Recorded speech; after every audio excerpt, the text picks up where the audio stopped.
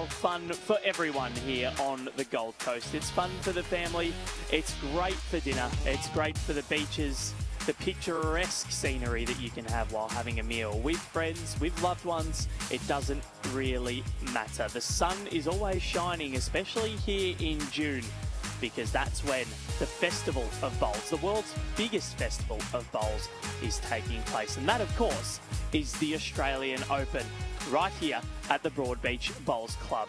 And we've got the over 60s men's pairs final for you this morning here on Rink 1, or Green 1, at the Broadbeach Bowls Club. Val Febo here with you for this clash between Terry Hinton and Warren Shipley of Soldiers Point in New South Wales, and Nick Dawe and Neville Brown from Heathmont and Pakenham in Victoria. Alongside me, the one, the only, she's a Com Games gold medalist. She's a world champion. Her name is Ellen Faulkner, MBE. Els, welcome. Thank you very much, Val. Good morning to everybody out there, and thank you for tuning in and joining us. I'm sure we are in for an absolute treat of a day today, because there's not only this game, there's lots of other matches happening around the ground, isn't there, Val? There is absolutely plenty happening around, and there's... What have we got? We've got men's singles, we've got women's pairs, we've got some para disciplines as well. So there is plenty happening. We've got the over 60s women's pairs as well. That's taking place. There's two massively good teams there. So we are so excited for how this is going to go. And of course, we've got the under 18s girls and boys singles, which will also be shown on this channel later on today. Yes, we do. And those two finals, well, the narrative's there. We've got Travis Moran, who was in the final last year. So he's taking on Max Heaton Harris. Looking forward to that. So Travis lost to Kobe Cromie. He was in front for the majority of that match. Couldn't get over the line. He'll be wanting to rebound there. And then we also have Talia Kennedy against the girls runner-up, Anna Panchawat, who fought extremely hard against Akasha Fortune. So really looking forward to seeing how both of those two go, because they are the future of this sport. We've often seen some of the boys and girls from the under-18s go through the ranks and perform at a high level at the open events and the open disciplines, and none more so than Joey Clark in the pairs final last year. He's the only person that's won a junior title and an open title. So plenty of excitement to come when we get there. But right here, Tony and Warren, they're just doing their roll-ups against Nick and Neville. Interesting. This is going to be an interesting clash, because Neville has been to a final here before, but I've seen Warren bowl on a number of occasions, and I know the quality that he possesses. So it's going to be a real battle between the skips, but the leads are going to have such an important role to play in three-bowl pairs. Yeah, they certainly do. They'll play a key role in terms of setting up the heads, and then it'll all be up to the skips in terms of the conversions or adding. It's great conditions here at the Broadbeach Club today. Not a breath of wind in sight at the moment, so it should very much set us up for a spectacular game here. So we'll hear from both of the skips as they get their roll-ups done, and looking forward to hearing how they're both feeling. Speaking to both Neville and Warren last night, both of them were very excited to be in this position. Obviously, you don't get to play for an AO title every day of the week. So this is a big day for both pairs, and it's one that they will want to grab with both hands. It certainly is, and I was chatting to them all before the game, and they seem in a really fantastic state of mind. They're excited, but they're relaxed. They're going out there with a mentality to enjoy it, and what will be will be. But you could certainly tell that there's that fierce determination and competitive spirit under there. They want to go home with that title. They've all got tremendous support from their clubs. So Warren and Tony from Soldiers Point in New South Wales, they wanted me to mention their club mates and all the support and the messages that they've had prior to playing. And the other club members are from Heathmont Bowls Club. That's Nick in Melbourne, and of course that's the club of Lucas, and I'm sure he'll be out here cheering along with his mum Carol. And Nev is from Pakenham Bowls Club, so he wanted us to give a shout out to them. They've had lots of well wishes and messages of support from them too. Yep, Pakenham, in the outer suburbs of Melbourne, and Heathmont's sort of in the eastern or the far eastern suburbs as well. Lucas Protopapas bowling there, as you said, with Carol, and not to mention Annette Ruffle as well, right at home, emerging para Jackaroo, and she's doing some wonderful things in the para space at her club. So really great club, Heathmont. They get around their people. and I'm sure they're going to be supporting. But Soldiers Point, they will be too. They're a very big club in New South Wales. They've produced an AO champion already in the form of Matt Johnston in 2021 in the men's pairs with Cody Packer. He and Cody played singles against each other in 2019. Had such a good time, they thought, let's play pairs together, and rocked up and won it. Just goes to show, doesn't it? And I can just see out of the camera angle there, our women's singles champion, Dawn Heyman, with the trophy. She's doing some media work over there. Fantastic achievement for Dawn. Second final and gets across the line against Olivia Cartwright. Yeah, it was Dawn. This was the, and pardon the pun, but the dawning of a new era, because this was her crowning moment. She'd been wanting the AO title, and I messaged her last night and said, brilliant, Dawnie, I'm so happy for you. And she responded with, I finally got one. And she's been touted for so long. I think I've predicted her to win it on a number of occasions. And Dawn Heyman, you are the champion, and no one can ever take that away. So she thoroughly deserves it. You could see the emotion on her face. And I think the way that she won it was the way that she would have wanted to have won her first title, to take down Kelsey Cottrell, finally. And then to take down Ziti Zalina Ahmad, who pushed her to the absolute brink in the semi. And then the final was probably the easiest run there. And you can see Dawn with Barry Lester and Emma from the Today Show. And there's Aiden Davis as well. Aiden's probably the most important figure in that photo. He's always lurking there, but he's one of the best. He certainly is. Yeah, it was a fantastic day at Club Helensvale that day. It was some really, really high quality singles matches down there. But today, this is all about the over 60s pairs here on Green 1, Rink 1 at Broadbeach. Like I said earlier, the green looks in super condition, and the conditions in terms of wind and nice temperature as well for the players to get underway. There's some floodlights on at the moment, just until it brightens up. So the conditions are all set for a fantastic game of bowls, and the trial ends, which the players are just currently completing. Really important for them to understand the characteristics of the rinks, for the leads to make their choice on what side of the green they feel that they're going to pick up the centre of the rink the best. So it'd be interesting if there's any difference, or whether they choose to follow each other right from the start of this match. I was talking to the players earlier, and along with the club support that they're getting, Warren also asked me to give a shout out to his partner Kim, who usually travels with him and would usually be here in the crowd supporting, but unfortunately she's at work. So a shout out to Kim from Warren, and Tony would like me to give a shout out to his mum Joan. Couple of other things from Tony. His affectionate nickname is Termite. So I asked him a little bit about that, and he said that's because he played men's footy at the age of 15, and because he was small they called him Termite. And another interesting fact around Warren is that he was an Aussie soccer youth squad member in 1982. So I'm just going to hand over to Val, who will go to the skips, and then I will give you some information on the other pair. Over to you, Val. Thank you so much for that, Els. I'm here with Neville Brown and Warren Shipley, the two skips for this clash this morning. The over 60s men's pairs. We'll start with you, Neville, up from Victoria. How good is it to be in the sunshine? Well, not quite yet, but it will be, and playing in an AO final. Oh, it's excellent. Well, weather's so much better than Victoria's at the moment anyway, but I'm looking really forward to it being the second one I've made 4 years ago, so I'm really looking forward to playing in this one.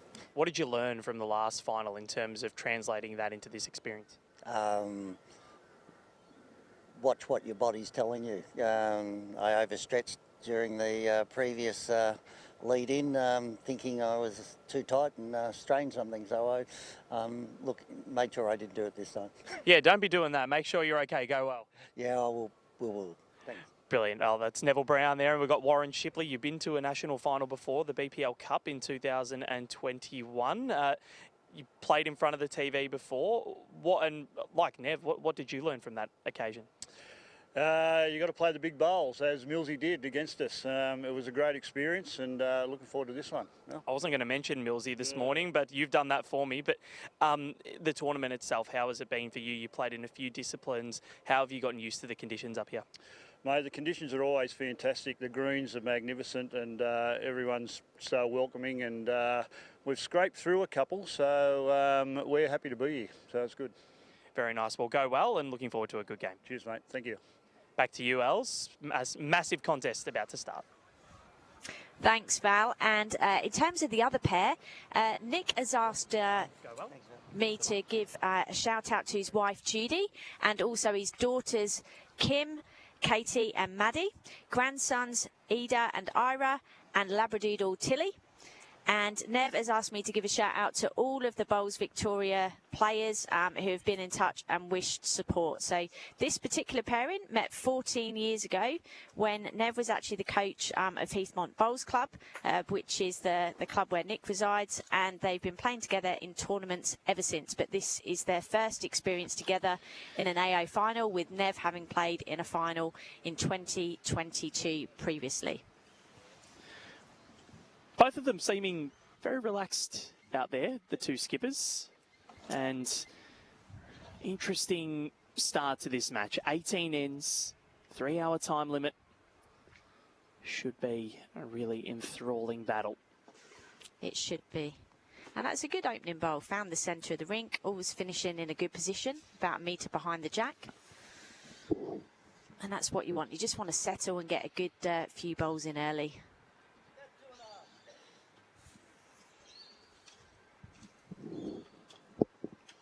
It's hard to believe that this is the last day of the 2025 Australian Open. It feels like yesterday we were coming up here and setting up all of our streaming equipment and getting ready for day one of men's singles when there were over 3,500 bowlers in contention to win a title, and there's not many left now.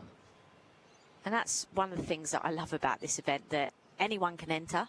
There's a plethora of competitions which people can choose which they want to go in, and you can play against a world champion in one game or somebody who's been playing for a year. It's a brilliant, brilliant festival of bowls for everybody in the sport to come along and enjoy it, meet new people, make new friends, and have a wonderful experience here. And there's so many smiling faces, and people have just thoroughly enjoyed it. And I think it's reflected in the crowds that we've seen as well, and the plethora of support that we've seen around the greens. So, of course, this is a 18 end game, and it's a re-spotted jack. So that final bowl there at the back there, blue, is actually finishing in a good position because it covers the tee. Els, I want to ask you, while we're sort of in the early stages, coming out here at the end of 2021, your first Australian Open was in 22, I believe, or had you played before? I actually had played before, so I'd come over with my teammate Amy Gaushall, as she was then, now Amy Farrow from England. What a superstar she is. Yeah, certainly is. And we played in 2007 when it was in Darebin, and then we played again in, I think it was 2010 in Shepparton. It was in the build-up to the Commonwealth Games in Delhi. So part of the performance programme in England at that particular time was to play as much world-class competition as we could, and the Australian Open was touted as one of the best events. So we came over and then had some test match against the Jackarees at the same time.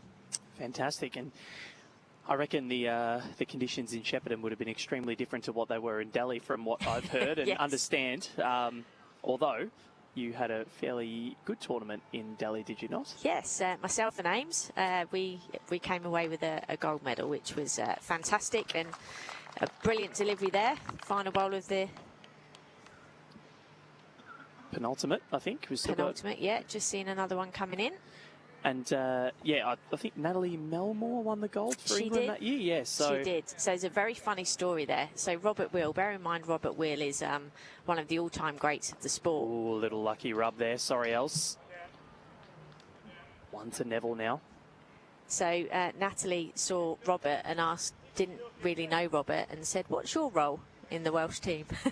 So this was prior. So the funny element of the story is obviously they both went on to win the singles. So it's a long-standing joke now between Nat and Robert around what's your role. What's your role in the team? Yeah, I'm playing singles, thanks. Just playing the singles. Oh, no. Absolutely priceless. Oh, don't worry. We've all had a lot of gaffes, whether that's on or off green or on mic or off mic. Oh, they all happen. Yep. Especially when you hit delirium. You've seen it with me before. Well, Warren's stalking this bowl. He likes it. What a bowl there from That Warren Shipley. Is ridiculous. And if his national final form is anything to go by, we are in for a treat. He was the MVP of that 2020 BPL Cup final. Played in 2021, of course, in Moama. Postponed event. Unfortunately for the Soldiers Point boys. It was, I think, with Terry Antrim, Matty Johnson and Warren Shipley, TJ Saunders, Nathan Black and Craig Mills. Millsy got it with the last bowl of the tiebreak.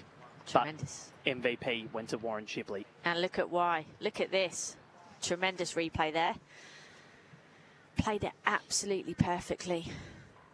And I will just also highlight our international technical officials for this game. We've got Sue Hogg from WA and Peter Landers here from Queensland. And they've done a tremendous job throughout this tournament. They have worked so hard and we're very grateful for their support. And our paddler today is Wendy Clark from New South Wales. Formerly of Adelaide, but or formerly of South Australia. She plays in the over 60s New South Wales state side at the Australian Senior Sides Championship. So very good pedigree there, Wendy Clark. And I think the MVP ITO, it happened yesterday. I don't know if you saw it, but an ibis decided to streak across our rink yesterday. Oh, no. And Willie Tan from Manning in Western Australia decided, you know what, I'm taking this into my own hands, and I'm escorting him off and chased it around for a good 15, 30 seconds and then waved to the crowd when it finally did go. That is brilliant. That was absolutely priceless. Moment of the tournament, I think. And Warren's looking at this again. Warren Shipley is very close. He got the... Oh, no. Still one. So not catastrophic. Opening end of the match goes the way of Team Blue. It has been a Team Blue sort of rink. Haven't lost yet, else from the 3 finals and the 2 major finals. I think only one team kitted out in Peach won yesterday. So it's funny how that goes, actually, because a couple of years ago, I think it was Team Yellow actually cleaned up in a lot of the matches. It's funny, yeah, how patterns emerge. Well, yeah, yesterday, Corey Wedlock, Gary Kelly in blue, Dawn Heyman in blue. Women's fours skipped by Kelsey Cottrell in blue. Men's fours skipped by Thor Shannon in blue. And then we had Damien Delgado here yesterday, who played an inspired performance. I think that was probably his AO masterpiece against Chris Flavel. It's absolutely sensational. Here is Terry Hinton. Yeah, I messaged Dawe last night to congratulate him, and he came back and he said he was stoked to win back-to-back, and he's now chasing Omar's record. Yeah, he said that on air too. Of course, Serena Bennell picked up the women's multi-disability singles title. She certainly did for a 2nd year in a row. Absolutely dominated. So I should say, I just called him Terry Hinton. It's Tony. Apologies. 65 years old from Soldiers Point. He's only been bowling for 9 years and he's already in an Australian Open final, which is so impressive. Really lovely man. Was talking to him last night and so humble. Club pairs champion at Soldiers Point in 2023.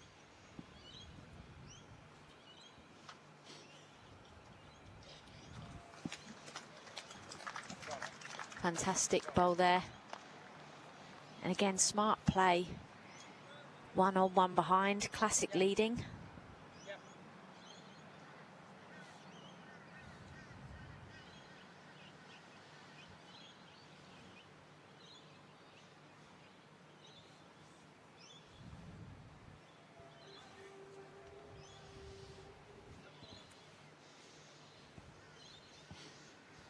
Tony's bowl being called in here. Just pulled up on the wing there.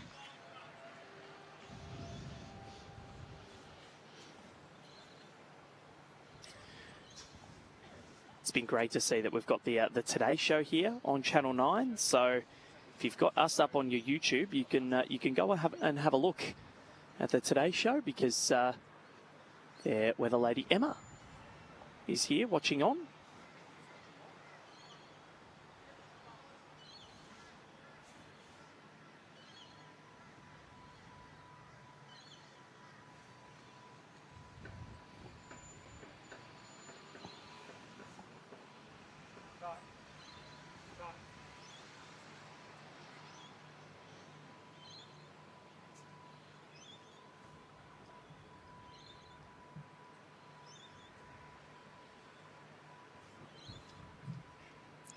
So Nev just having a look there, see what the situation is. As Warren charges to the mat purposefully. I always think it's interesting how people walk up and down the green. Yeah. You get a good indication as to how confident they're feeling, just from the body language.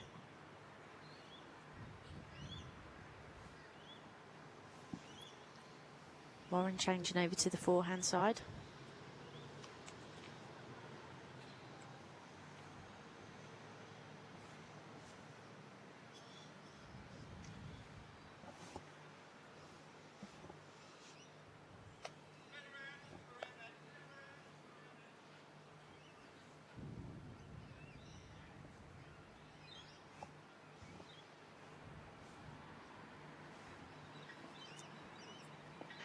So Nev just searching up this backhand side, doesn't like it. Currently 1-blue. Warren always looking for the option, looking to maximise. Arrive up here on the forehand, lift the bowl.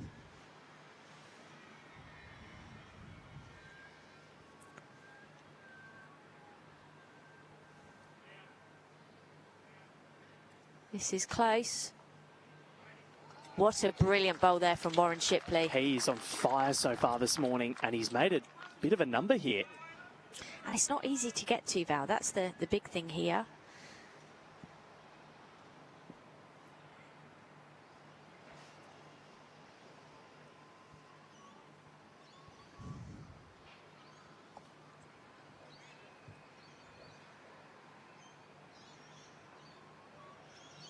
Great effort, wasn't far away.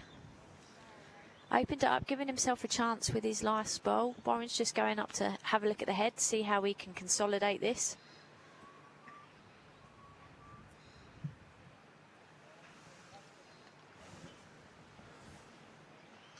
Also, we do need to get the scoreboard updated. We haven't seen that yet, but yeah, Warren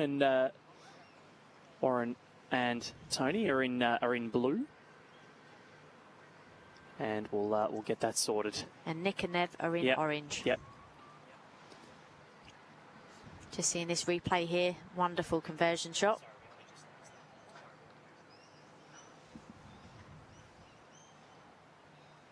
That scoreboard will be updated for you. So it's Tony and Warren up 1-0 after one, and Warren Shipley.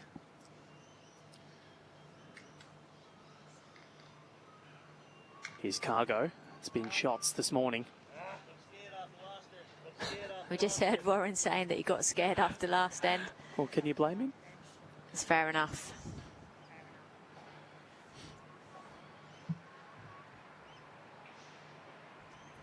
So not the easiest shot here for Nev to play. Just going to have to arrive up there on the backhand.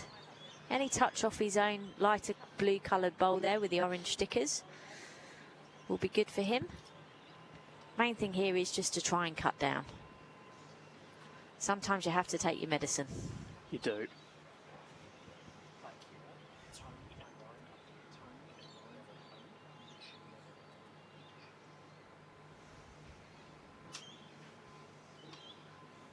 Final delivery of this second end of the over 60s men's pairs, held at the fabulous Broadbeach Bowls Club.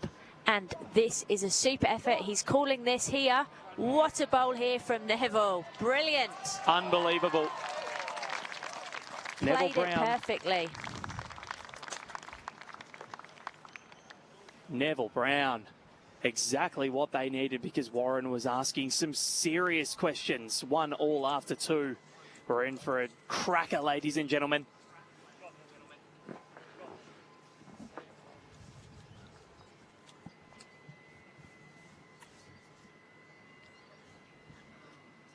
Can see I've just popped 9 Now on next to us, and the Today Show is here doing the weather. They've got Dawn Hayden chatting with them.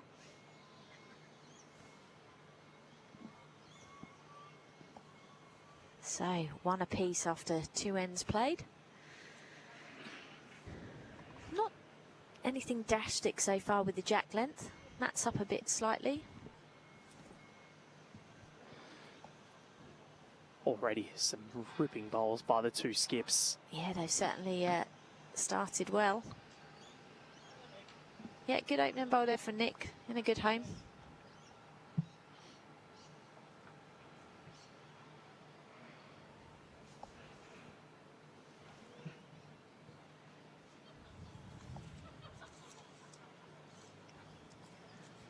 Termite.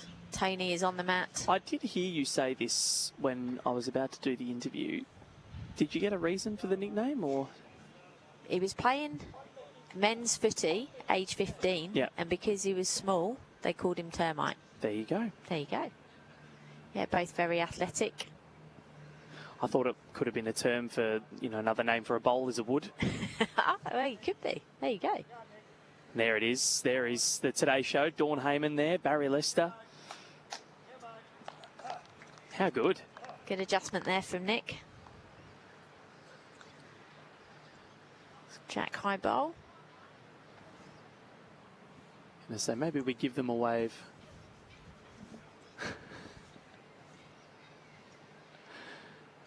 Back here, though. There's a lot of distractions here at Broadbeach, isn't there? Oh, what a bowl here. Oh, he's just missed the jack. What an effort. Finished very well. He's setting the heads up well, giving Warren a chance to make multiples.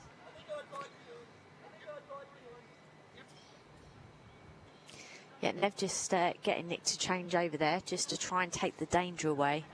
Turn the jack round the corner first. Always best to do that if you go with it. Next calling this one in.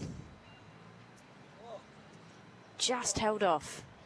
Weight was good for what he was looking for.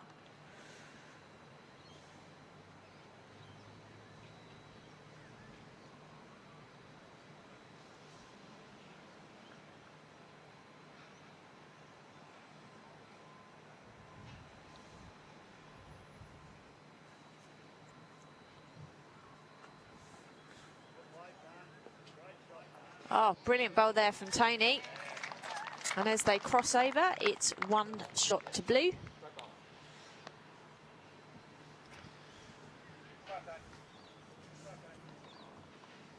Opportunities here for both skips with how the head's sitting.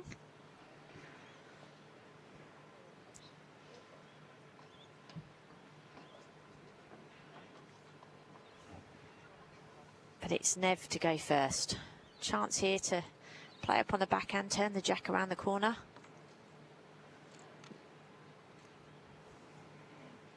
Just from the body language there, doesn't seem to like it. Super line there.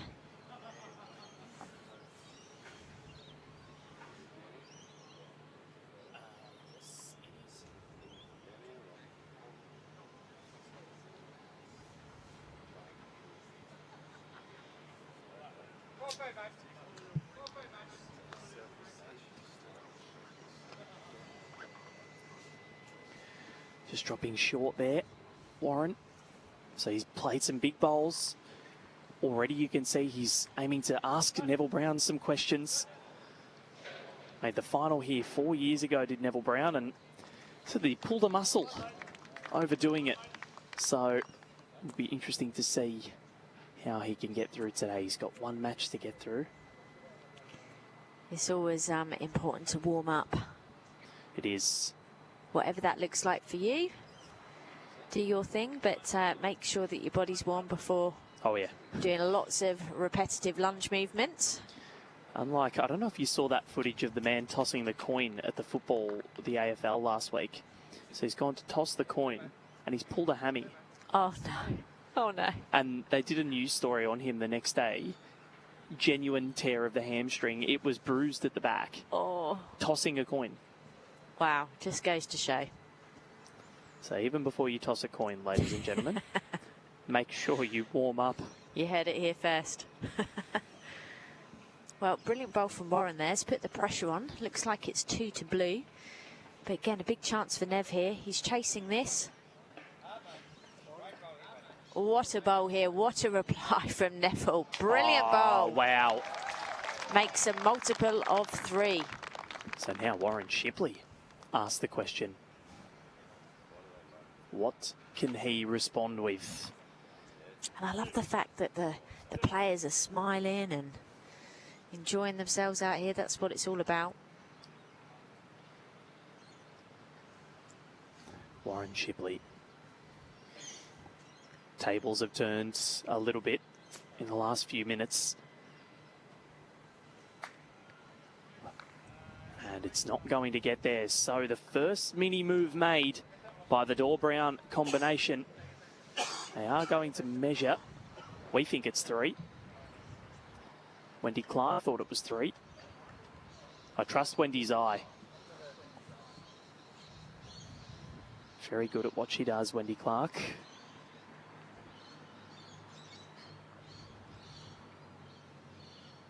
And of course, for anyone interested in marking, there is a online course on our Bowls Learn system where you can go and do some training online and then do some face-to-face training within your state territory association. So we're always looking for more volunteers.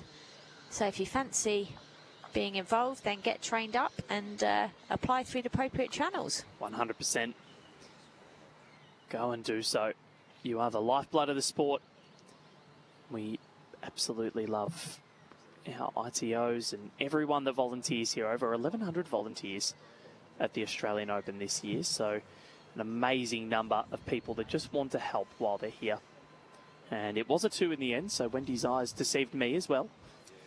Well, you know that my eyes are never very good, so don't trust me. Mine have been, actually, this has probably been my best Australian Open in terms of calling how many shots people have had. My last few days probably haven't been as good, but I'm going to a new level, I think. Well done, Val. Thanks. Very proud of you. Thanks, Els. I live for compliments. Good opening bowl there from Nick. Really important once you've had a big end like that, just to consolidate that, put the pressure on. Well, multiple ends, I think. You need to get a good group. Back-to-back ends, yeah. Back-to-back ends is key. And that's what they've got at the moment. They've won the last 2. They can make it 3. They can really harness that momentum early.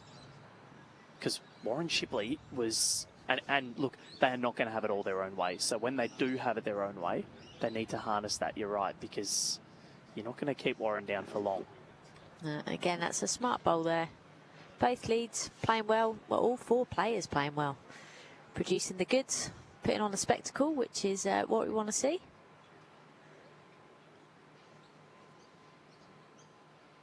And going back to the ITOs, you know, what's also wonderful is the international dimension. I caught up with a couple of the English umpires last night. Bernie and Maxine? Yes, I did indeed. How good are they? Yeah, really good. So Bernie's actually going to be, I think she did the women's singles final yesterday, and she's involved again today. But they love it. They couldn't speak more highly of the event and the opportunity. As we see another brilliant bowl coming in here. Fantastic bowl there from Nick. Really settled on this backhand side in this direction.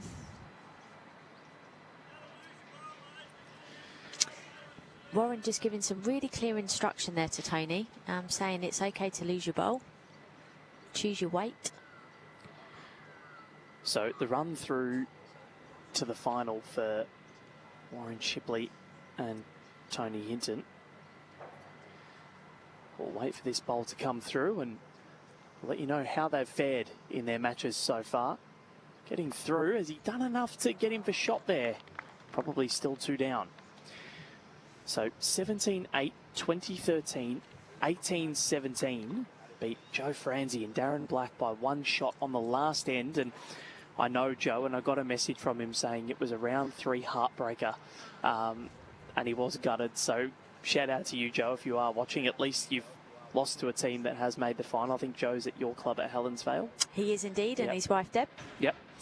Then they beat Roger Manning and Alan Newman 17-16 in the round of 16. Then Kepler Vessels and Eric Johannes yesterday. So Kepler, the former South African cricket captain and Australian Test cricketer, and Eric Johannes 22-5, and then knocked off Neville Hards and Kim Jakes 19-18. So they've had some close battles so far in this draw. And we'll go through what Nick and Neville have been through as well on the changeover. And look at Warren Shipley's bowl coming in here. What a bowl. Well played, Warren. Take a bow. Told you he's going to ask some questions and he's going to make you answer them.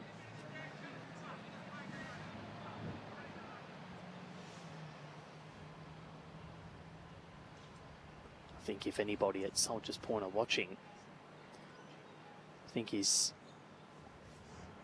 aim should probably be lights, camera, action, because when the TV comes out, Warren Shipley, he goes to work.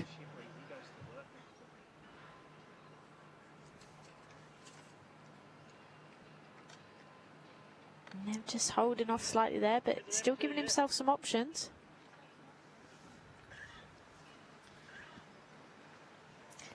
Warren looking to change over to cover that danger area on the left-hand side of the jack. It's a bit overcast this morning. Greens won't be running as quickly as they normally would. Well, it's not a bad bowl because I think if there is jack movement, it's probably going out there. It looks as though it is. So, and Nev can really choose his pace here. He can play any way. He's also got the best back, I think. Well, if he can jam the jack, maybe it can go back and come back onto his own bowl as it's rolling through. But that's, you're asking for a lot there. Yeah, and also Warren's got another bowl to come. That's always an important consideration. So he's trying to time this rather than go big. And move it back. Calling it to hold. It's trying. Great effort. The call is you can draw this.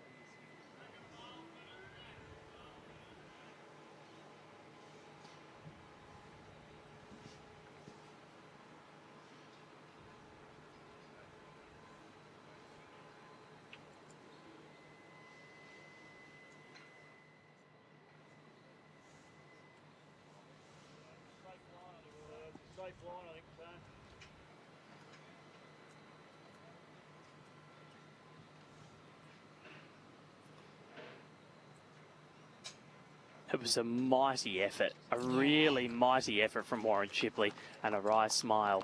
But it is one. They're back on the board. And he called it, didn't he, out of his hand? He said, I'm on a safe line. He couldn't afford to be tight into that head. And sometimes when you do give one away with your opening end, when you're holding two and you turn one in, you can often keep thinking about that later on in the match, and you see that happen a lot when someone does that on the first end, that they try and be a little bit more conservative because they don't want to give any more shots away, especially this is an AO final. Yeah, it always hurts, but you've got to still be brave. You've still got to play into the areas. That's one of the things that I've learned over the years.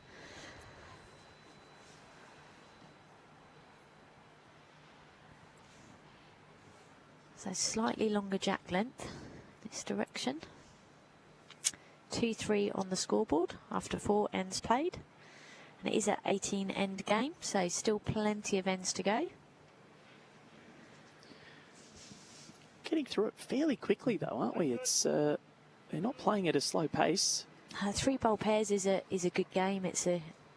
I love 3 bowl pairs. 2 and walk it's not one that I really enjoy, Els. It's good for your positional play because you get to play all positions and shots. So it's good from that perspective, but yeah, there is a lot of walking. Not particularly TV friendly. No. And the Oz Champs, of course, is 2 and walk pairs. But yeah, it's one that you stream, but it's almost like streaming a game of 4s.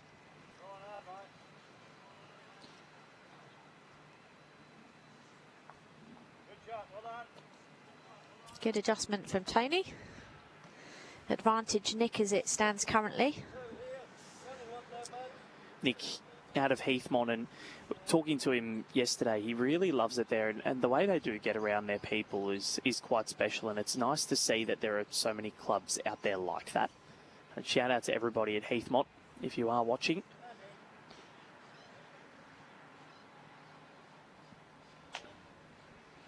Of course, we have Lucas and Carol Protopappas. Lucas, a right at home emerging Parajackaroo. Carol, his mum, is a Victorian state champion and played here and got through in a lot of her sections.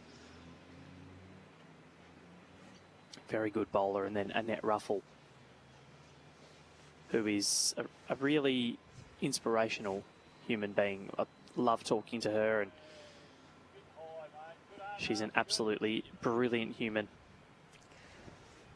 Yeah, certainly so blessed to have some extraordinary people as part of the high performance squads. Of course, seeing what Serena Bonnell is doing, I feel like she's getting better and better in the para space, Serena. The way that she dominated this tournament, this was probably the most ominous message that she has sent to the rest of the para athletes. Yeah, and of course a last 16 spot in the women's singles as well. Well, Lena hadn't, and she lost a 2-time Com Games gold medalist in Ziti Zelina Ahmad, and she only won because it was timed out. Who knows what could have happened if it wasn't? She was 15-10 ahead, yes, and look, that's 2 ends away from victory, but you never know in singles. Well, and we certainly saw that on the day, actually, with Olivia Cartwright was 20 shots to 14 down to Shafiqa from Malaysia, and battled all the way back to win 21-20. So it just goes to show it's never over until it's over, and often that last shot is the more difficult one to get in singles play. And we saw that on Wednesday. Aaron Sheriff and Cohen Litvin, Aaron 20-12 in front. Cohen holds game, but later on it's going to be Aaron Sheriff once again. And Cohen can't do any more. In both the final and also the semi, he held game and lost on the last bowl. It was deja vu because he came back last year in the final too, and I felt so sorry for Cohen because you could just see his heart sink. And he actually went up to the bank and almost did a similar action to that of the final last year. He covered his eyes and didn't want to watch. And it was heartbreaking. You didn't want anyone to lose in that situation because Aaron Sheriff obviously going for history. Cohen, such a great person. You want to see him do well. You didn't want anyone to lose that match, and it lived up to every single bit of hype that we gave it. And what a bowl from Aaron Sheriff to secure that win. He played it perfectly. And talking of perfect bowls, what a delivery there. Brilliant bowl from Warren Shipley. What an incredible level to start an AO final. If you're doing this in the first 5 ends, what do you think the last 5 are going to be like when they understand the conditions a little more? Oh, that was close. Neville Brown.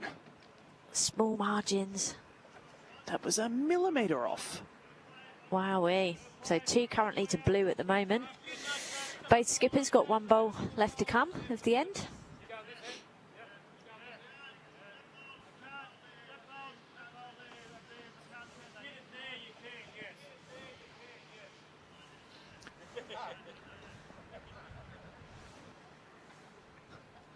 Great to see the relaxation out there from the players, having a laugh. And that's when people play their best bowls. You know, a lot of people get nervous in front of the cameras or on the live stream, but it's about embracing the experience. Warren just a bit of a tentative bowl there. So Neville, what have you got? Can you adjust by a millimetre to just turn this jack round the corner for a multiple of 4? This is a big moment in this game.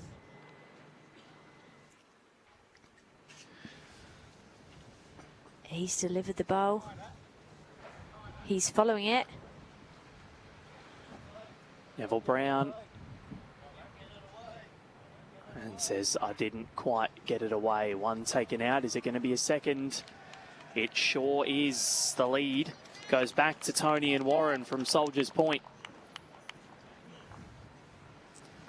What a contest we have, ladies and gentlemen.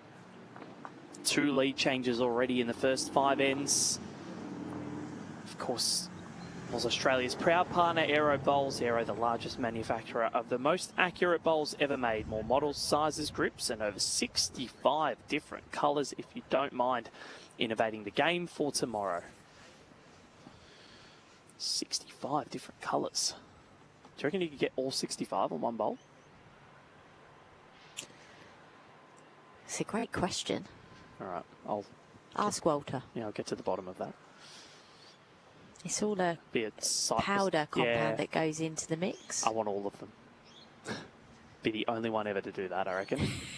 It might be. Not sure what it would look like. No.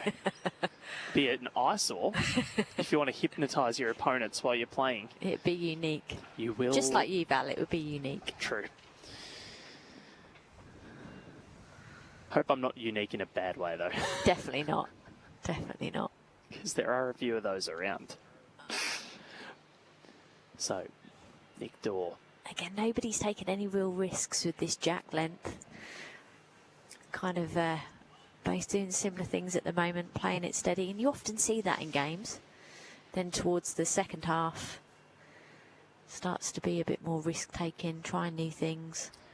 Still filling out the conditions a little bit as well. And in bowls, we know they are ever-changing. If the sun comes out, the green gets quicker. It does indeed, as this bowl comes in. Brilliant bowl there from Termite, as he's affectionately known. Just eating the bowls. See, I'll tee it up. Yeah. You And just spike it, and I'll just... well, hang on, what's the... Set it up, and I'll spike it. Yeah. Throwing volleyball terms, I don't really know much about it. You give me the shelf, I'll play to it.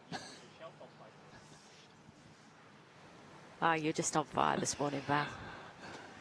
Day 14, you got to peak at the right time. You definitely have. As this bowl comes up this forehand side, can it bend? Well, it's fattened up the head. It's all about tidying things up now for Tony and Warren. Spoke a lot about that in the 4s yesterday with Matt Lucas, and when there are 16 bowls on a rink, it's all about making it tidy for yourself. Yeah, and the role of everyone in the 4s is to make it better for the person coming after you.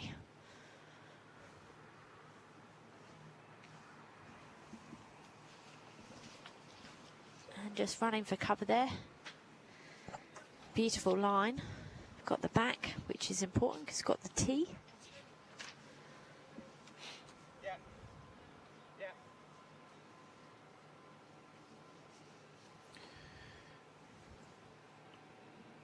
So after this, girls under 18 singles and the boys under 18 singles to conclude action on green 1 at the Australian Open in 2025. Plenty to whet the appetite. Oh, played it brilliantly.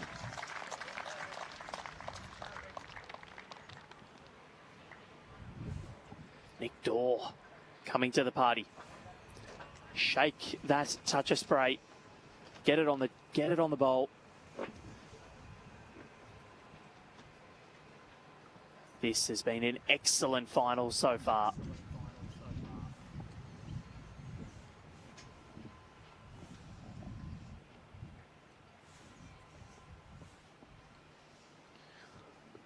How can Warren Shipley respond?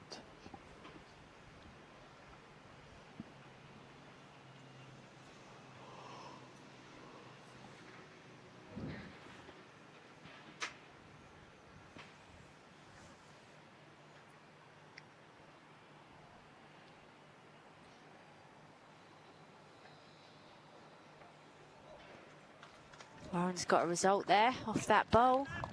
1 to blue currently.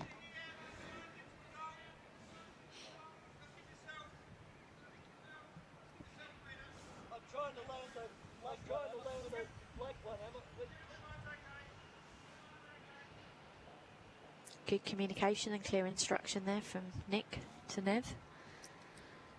It's what you need. And when they have, how long did you say they'd known each other for? Was it 14 years 14 they've been playing years together. Since Yeah. Nev was coaching at Heathmont, and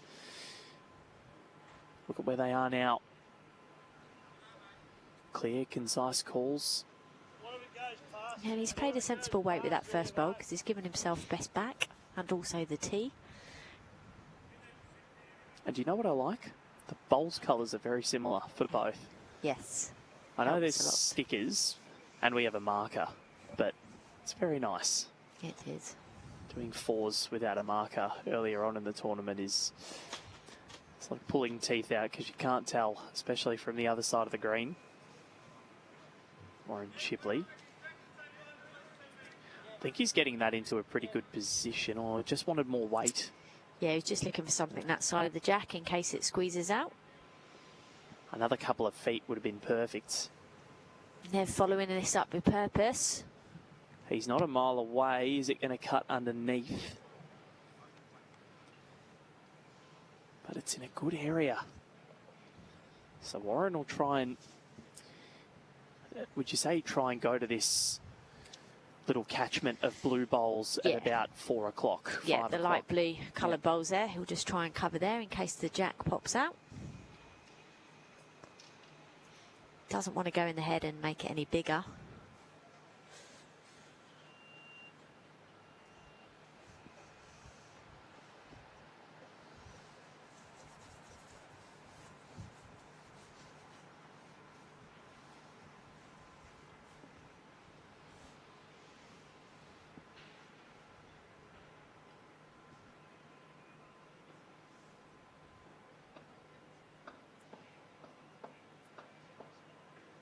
Yep, it's finished okay there. So what's the play here for Neville Brown? If you're putting your skip's hat on, else, where are you going and how much weight are you playing with? Well, if he wants to play more weight, then he's really got to play on the backhand because there's less chance of losing his bowl on the backhand because he'd be going in to lock on the other bowls. There is a risk on the forehand that if he's too quick, he can halve it out. So it's all about how he's feeling. It's not really a right or a wrong shot. The final question to ask is the risk worth the reward? Because there's a few other blue sticker bowls around in the area. Sticking with the forehand, so I don't think he'll be overplaying this. Yeah, he's just playing control pace. Arriving is Neville Brown. He's played some bombs already. What has he got here? Yeah, his weight was good for it. So 3 ends in a row now for Tony Hinton and Warren Shipley. They lead at 5 shots to 3. After 6 ends, we're a third of the way through, Els. We are, and a lot of teams, it's a good tip to break it down into mini games. So of this first mini game of 6 ends, Tony and Warren have a 2-shot advantage. Again, consistent in terms of the jack length. Matt slightly up.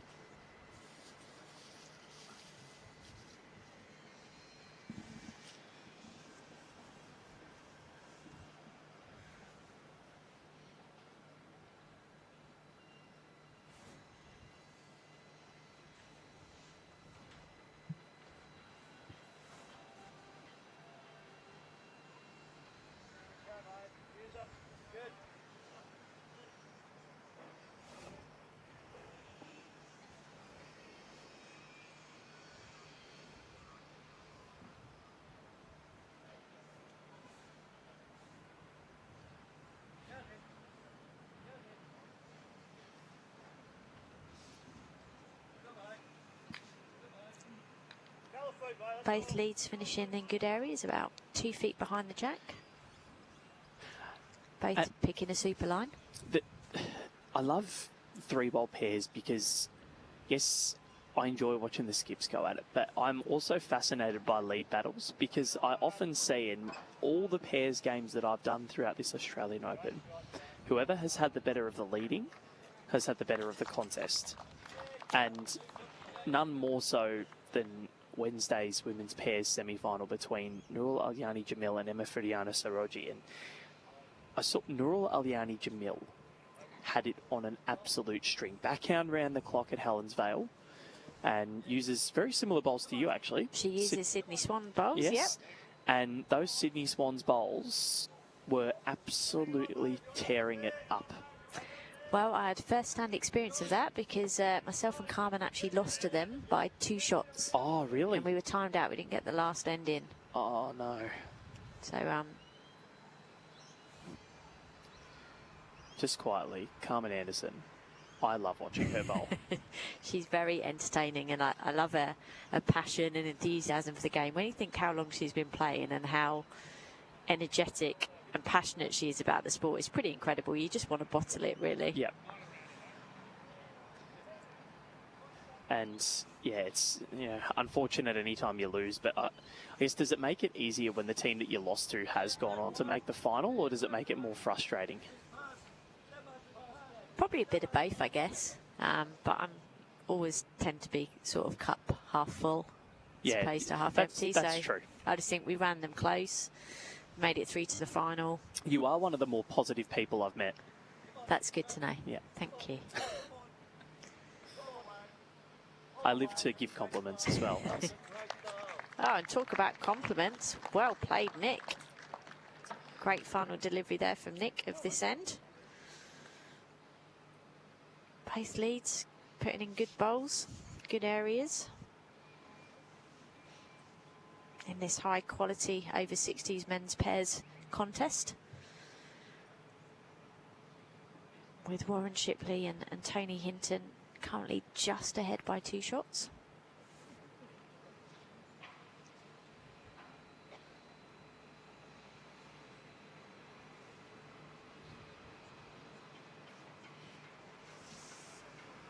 It's been a cracking final.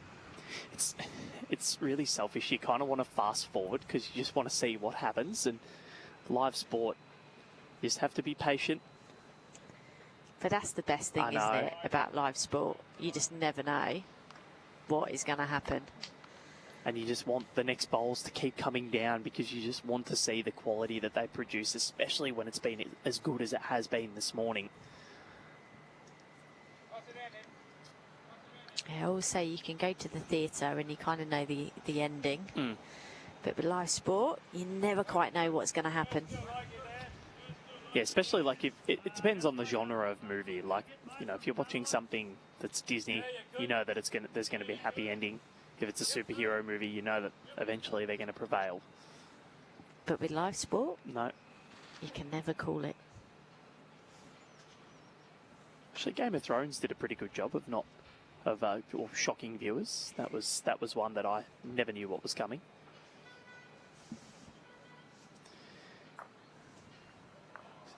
Speaking of not knowing what was coming. Well, still 1 to orange.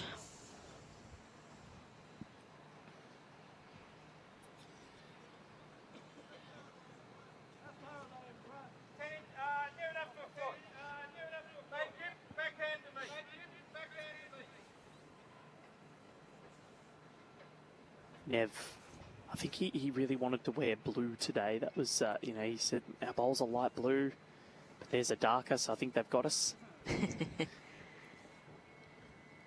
Oh, well, they're certainly carrying the peachy colour very well. They are. The black shorts, I think both colours work really well. Oh, it doesn't want to knock this in. Doesn't want to knock this in. Oh. Yeah, the kit looks fantastic, doesn't it? It does. Are you superstitious in terms of what colour you would have had to wear? No, but if I'd have known that Team Blue had won all of yesterday, just grab it. I'd be wanting Team Blue. Yeah. But today's a different day. Today could be Team Peach. Could be. First game of the day. So we'll find out.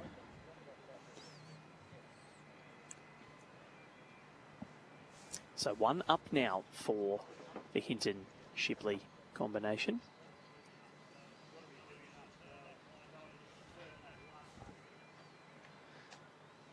Bit of a gift there from Neville Brown.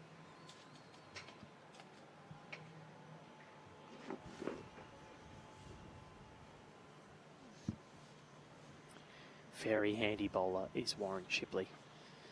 Seen him at national level, has represented New South Wales in the over 60s.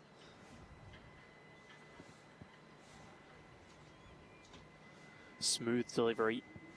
And he's stalking this one. Oh, what an effort.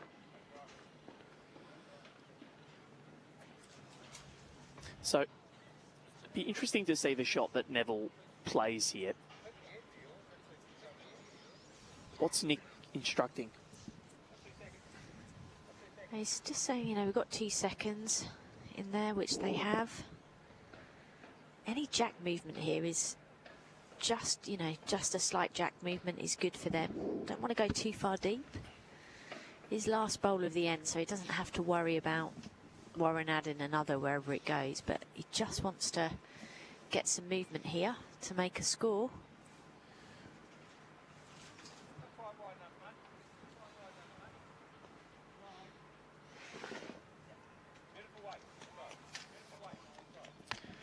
So it's currently 4 ends on the bounce to the Hinton and Shipley combination.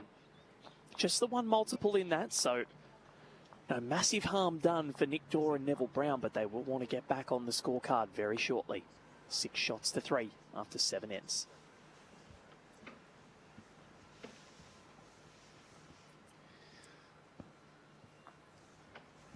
It's one of those matches at the moment where, you know, they've got the momentum, but it feels like they're not yanking it away. It's kind of like a slow pull. Well, every end, it's changing hands all the time, which is, you know, a sign of obviously a quality game. Nobody's having their own way. And the heads are so close that, you know, when the skips are in the heads, that's where you're seeing things changing over for good and for bad. Because there's so many bowls in there. But this is a slightly longer jack length in this direction. Still no wind here, so quite kind conditions for the players. We'll be starting to speed up a bit now as it warms up.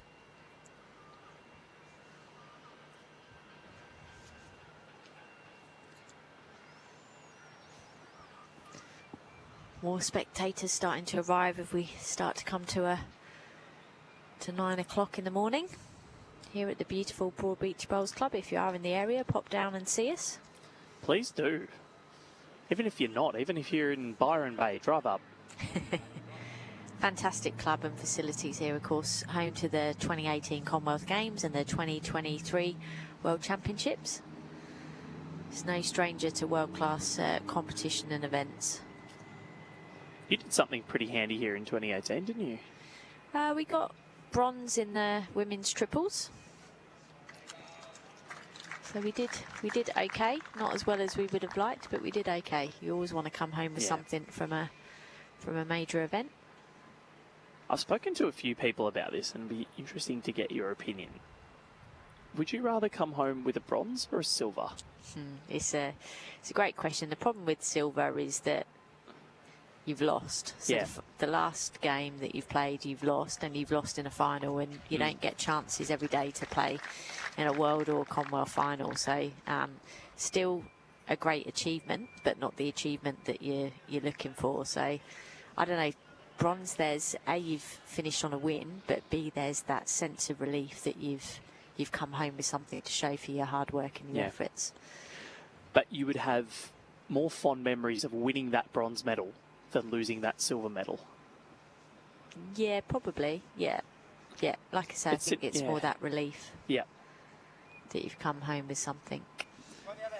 It's a really interesting one, because in some sports it's a race, and if you come third, then okay, you've come third. You haven't suffered something agonising. But you know, in a silver, you know, if you get it, and same with silver, but if you lose in a final, it's very different in bowls and in tennis and other certain sports. I think badminton, squash are very similar. Yeah, I think a lot of it depends how you've performed. If you perform to your full ability and somebody's been better on the day, you know, but if you've underperformed, then that obviously has a massive bearing about, you know, how you feel. So, yeah, lots of it is to do with the performance as well as the result.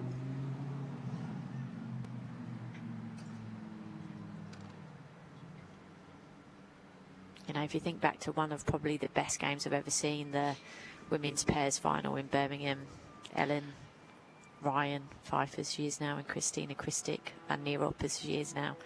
You know, Elsie won that on the last bowl of the game.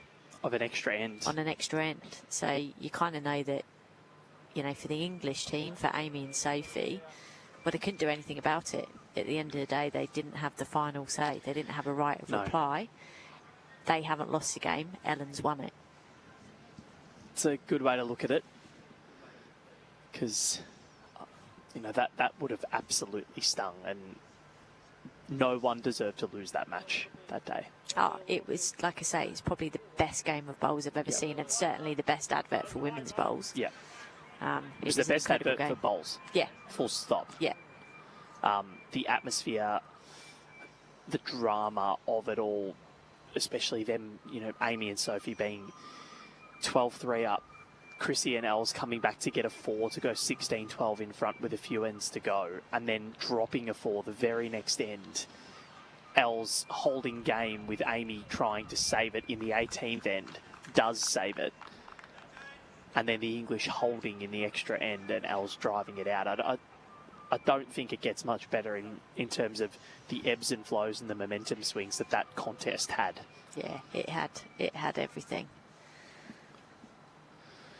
It's a Leamington Spa classic, and if you ever get a chance to go back and watch it, it is one of the best matches of all time, if not the best.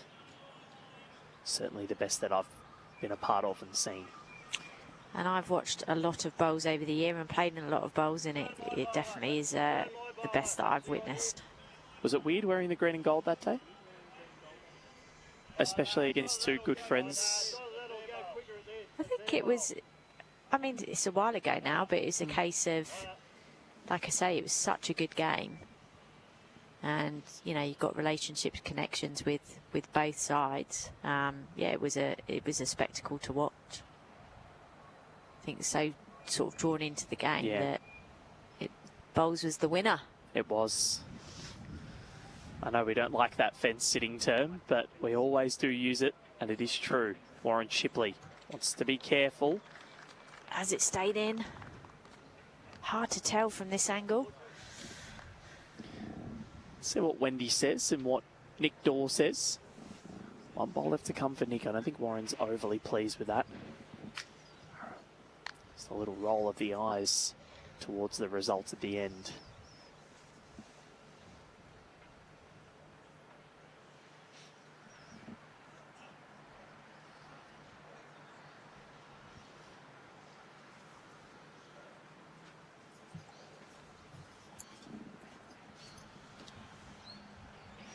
So Warren Shipley comes over to have a look at our commentary box.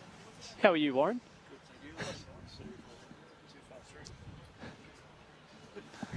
Just coming to have a look at the head. Wasn't on our camera at the time. He's a good fella, Warren Shipley. Nev just needs some contact here. He's close. What's he done? Oh, no. Oh, has he just made two? Well, he sat one out, but then he sat another in. This is hard to tell. One to orange. And it's 2 to orange. That is a massive, massive result there. 6 shots to 5 after 8 ends here in the over 60s men's pairs final. What an unreal contest we have. It is ebbing and flowing. It's the end that they needed. They'd lost 4 in a row. And nothing more than a 2 scored in this match so far. So the heads are close. Oh, indeed. So Nick and Nev have just had a chat, and they look as though they're mixing it up. So the mat's just going back a little bit. Was always going to change around this 9th, 10th end. And Els, you've been alluding to it since end number 4. Yeah, everyone was playing it safe, a little bit cagey, and now we've got the first mix-up. This is why you have an MBE. I'm sure there's lots of other reasons too. But commentary skills, well, what's the next one that you get? MBE and then OBE? OBE, yeah. All right, well. Yeah, I definitely don't think I'm in the running for that. No, well, we'll sort it out, don't worry. I'll make some calls. Charles and I are tight.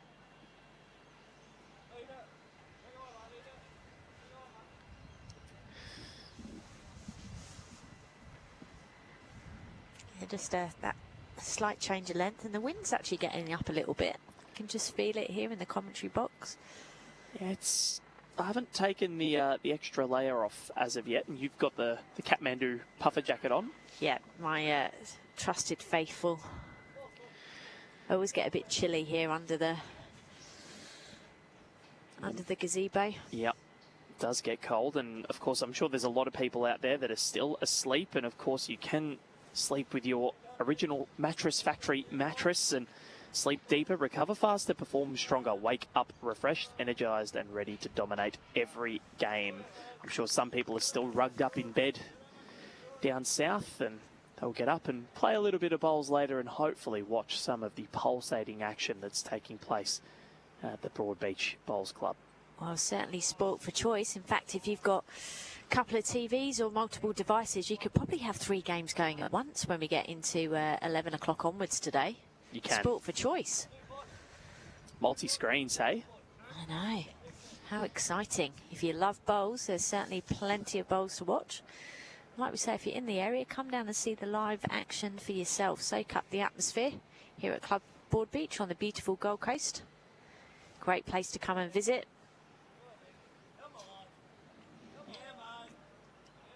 Yeah, good adjustment there from Nick. His final bowl of this end. Probably one of the looser heads that we've had, and that's just because of the change in length as both leads look to adjust to the knee length.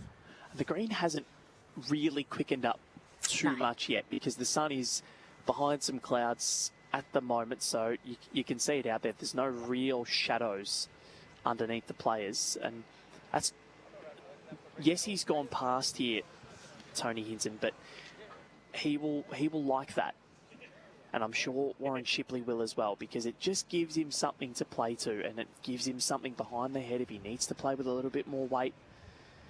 Although it's on a different hand. Be interesting to see how Warren negotiates his final 3 bowls of this 9th end. Yeah, for a start, he'll just be looking for second bowl, whereas Nev, he'll just be looking to nail the jack, put the pressure on and ask the questions. Well, the weight was, as indicated by Nick Dawe, excellent. Yeah, and that's actually given something for Warren to look at.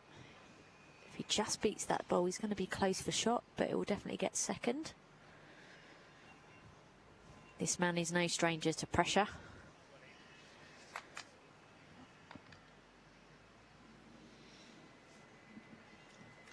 Oh, what a bowl. Warren Shipley. And national finals go hand in hand. He lost an epic in the BPL Cup final thanks to a Craig Mills masterpiece. A celebration to boot as well. We know how good Craig is, was part of the best rink at the 2024 Australian Sides Championships last year for Victoria. Didn't lose a rubber at all. Another opportunity for Warren here to add.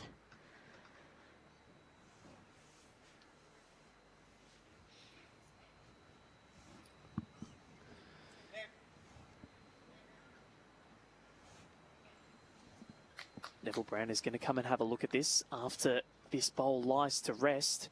And Warren Shipley, what have you done? Great line. Yeah, just pulling up, but more importantly, another bowl in the head. He was looking a little bit vulnerable. That's just changed the angles there slightly. Nick's actually saying to Nev, it's better for us. How so, Els? Well, he's suggesting there in terms of turning it, or the target is a little bit fatter up the other side if he fancies going and doing a little bit of hunting. I think he'll just play the open draw on the forehand side. Come around those bowls, definitely room to do so. Bit of banter between the two teams. Great to see them laughing and joking together, Well, enjoying the moment. They both came in to try on their clothes at the same time last night, so they've already had a bit of time to have a little chat, and it's all played in great spirit, which we love. So, Nev, what have you got for us here? Can he get down? He's telling it to stop. So, and that makes Tony's call very simple. Get one behind where he put his foot.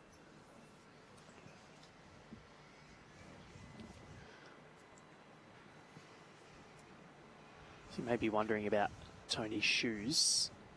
Not quite what you're used to seeing, but he has got a medical certificate, so that has been approved by Bowls Australia. What has Warren Shipley got? Same bowl as before. Oh, just it's back. And that is the one. 6-6 at 10 ends, and I think a fair reflection of the game. It's been bowl for bowl and a real battle so far. Oh, sorry, 5-7. Yep, one's Team Blue.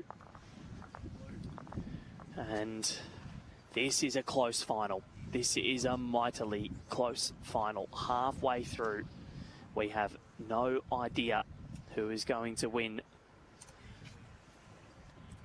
Of course, Bowls Australia's great partners, Titanium Caravans, go off-road and off-grid in total luxury. Visit www.titaniumcaravans.com.au.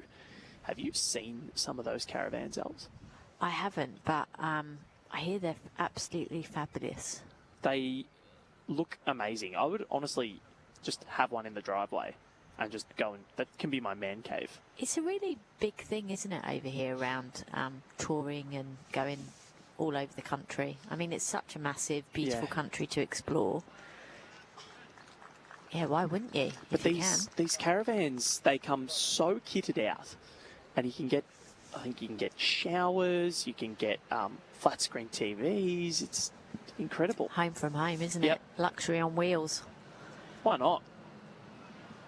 Just drive around the country in style. Titaniumcaravans.com. And if you're a bowler, you can go from club to club, social to social. Yeah. Enjoy yourselves. Actually played against a couple from Tasmania the other week who were up here prior to the AA in a social event. And they were doing the same, the caravan, and just been driving all the way around. Made their way up here ahead of the AA, came for a roll. How good's that? Yeah, awesome. How good is that? But yeah, and something you could do. Take your caravan, play at every single bowls club in the country. I'm sure somebody must be up for that challenge. Yeah. Could be like one of those charitable things. I saw a guy was walking from the lowest point in South America back home to England. It's taken him like 20 years or something like that. You know, could be done for charity. Could be. That would be some epic effort. What do you do after you finish that, though? You've had purpose for 20 years, you know, longer. I think he's only gotten to Turkey or something like that. So he's got a long way to go. Yeah, I can't answer that question. Yeah. Yeah, it popped up on my social media feed a few weeks ago and I was fascinated by it. What an effort. I found it hard enough staying awake for 33 hours and 40 odd minutes, so let alone walking all that way. I still don't know how you and Serena did that. Well, it the important thing was it started a conversation. It did. And it dispelled some myths and challenged some preconceived ideas. And just goes to show what can be achieved when the right support and mentality is in place.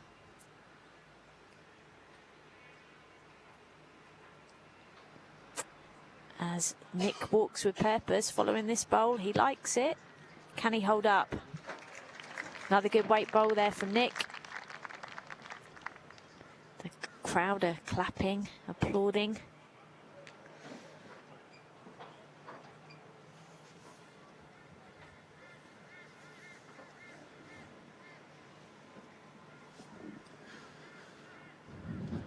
So Warren Shipley makes his way up the rink.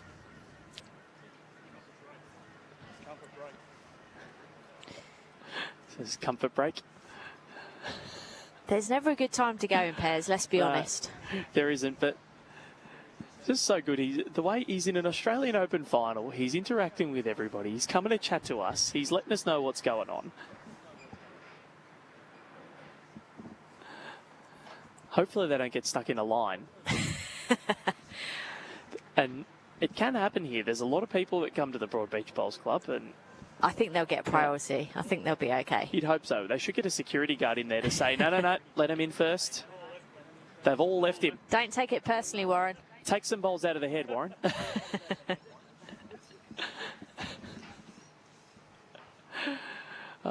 He's like, what have I done? I've actually never seen this before. I've never seen all three players go off the rink.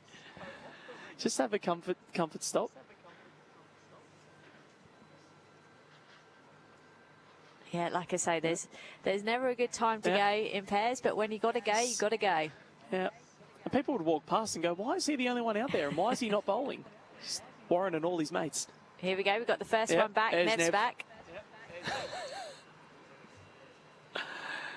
But in all seriousness, it can affect your concentration. Yeah. So, yeah, if you do need to go, then you're best just to go and get it out the way. Yeah. All right, well, toilet sesh is done for Nev.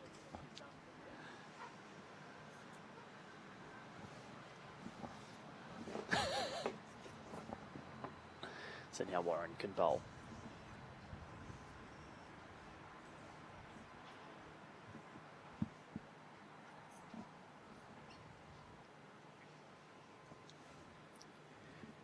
Nick is back. We should get everybody to give Tony a round of applause when he does come back out.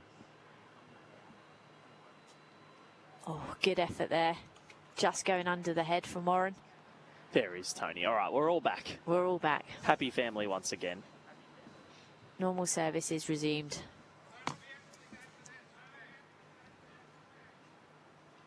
So Nick just turned up in the nick of time, changing Tony's hand.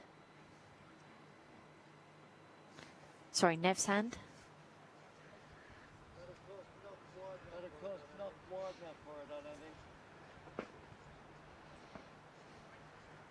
Yeah, weight was good.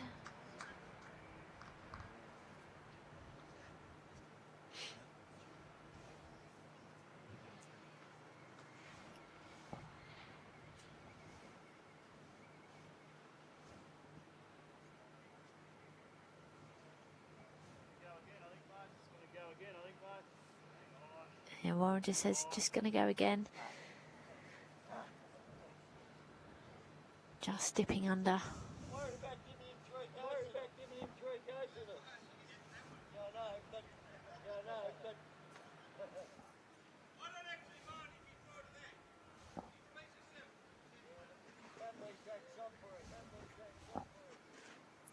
Interesting dialogue here between Nev and Nick. Just trying to work out how to make things a little bit more difficult for Warren. A few options available, but Nev's sticking to the backhand. Gonna look to cover these bowls. He was saying he doesn't want to give Warren 3 goes at it. That's the respect that these players had for each other.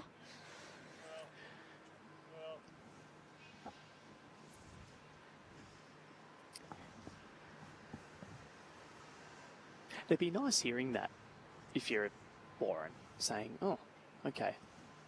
He knows how good I am.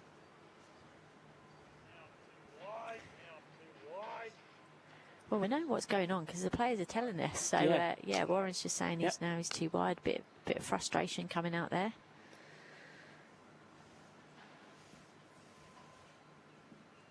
Well, that was a chance here. That was a really big bowl because there is a massive chance here for Nick Dawe and Neville Brown to resurrect their deficit. Of course, women's pairs final starting very shortly, a couple of hours' time. Chloe Stewart, Selena Goddard up against Nurul Aliani, Jamil, and Emma Feriana Saroji. 2018 Commonwealth Games gold medalist is Emma. He's in after this, Neville Brown. Call it in, Els. I'm not sure if he's going to hold. Is he going to hold? Oh, he has. What a shot. And he's made, I reckon, 3. 2 taken out. What a turnaround. Well played, Nev. Are they in front or is it level? It is level pegging. So it's just a bit premature the end before. So level pegging, which we, you know, as I was saying, I think is a fair reflection of the game. It's bowl for bowl. Everyone playing their part. Unreal contest. Have a look at this. He was urging it to hold. It was trying. And he might have to change his name to Neville Peach. Peachy Bowl.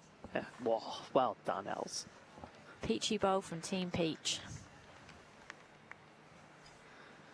Unbelievable. What a bowl. So 7-all. We're into the second half of the game. Multiples mightily hard to come by. Tony and Warren have only netted 1 themselves. And they've won 1, 2, 5, 6 of the 10 ends. They find themselves at 7-all because of the 4 ends that Nick and Neville have won. 3 of them have been 2s. So, very, very impressive. They're able to convert and they're able to make good when they do have control of an exchange here. Nick and Neville. Sounds like a duo from a sitcom, doesn't it? It does, actually. Nick and Nev.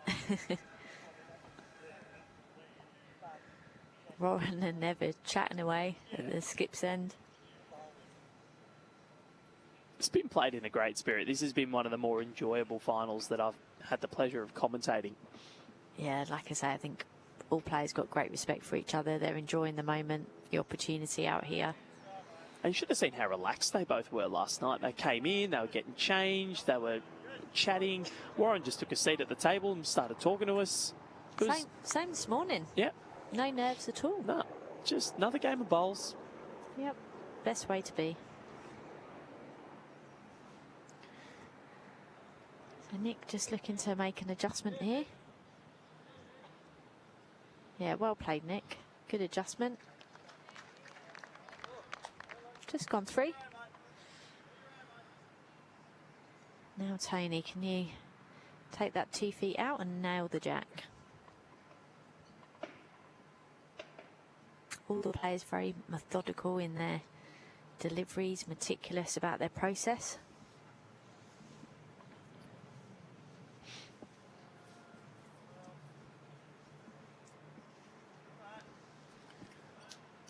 Finishing in a good area again. That's the thing about leading. You don't always have to have shot, but just having bowls in the area, making sure you got 2 or 3 in a good spot always gives your skipper a chance to turn it over.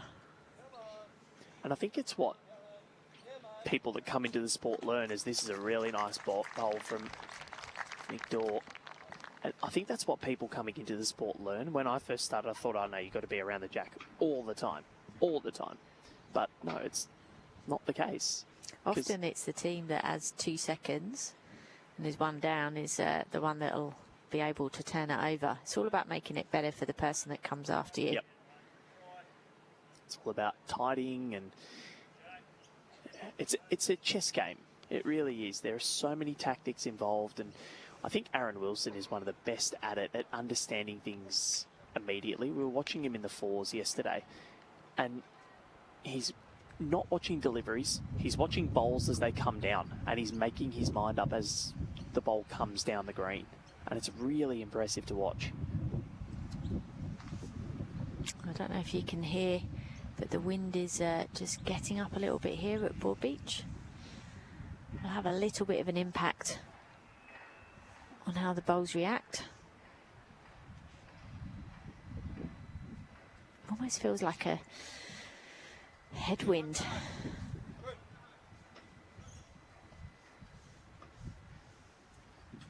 Of course, players will feel that on their shirts. Make the necessary adjustments. They'll be looking at the flags around as well.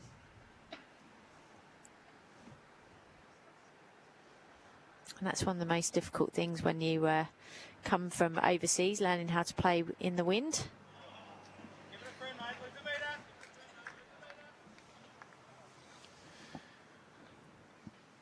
So Nick and Neville haven't led since the conclusion of end 4. We're sitting in end 11 now.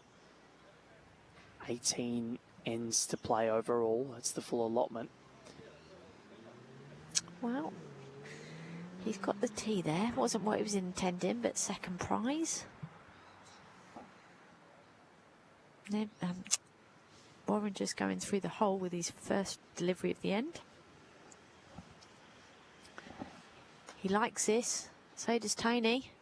Has he got the jack? Oh, wow. Oh, I think he blistered the paintwork there, Val. Mightily close. Wow. Wow.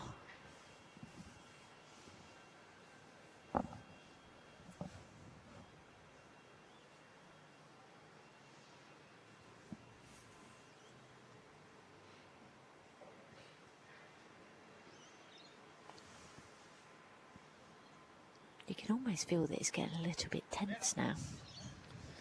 As the ends tick into double figures, it's always the way. Oh, that's a very good bowl there from Nev. Because he's covered. But And he's not also fattened up the head. No. And he's got second. So, Warren Shipley, another question being asked. They're currently down on a live scorecard.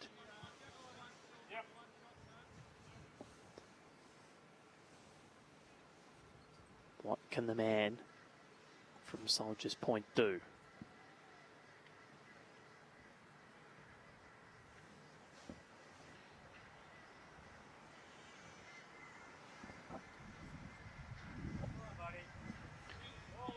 Well, he's well pointed.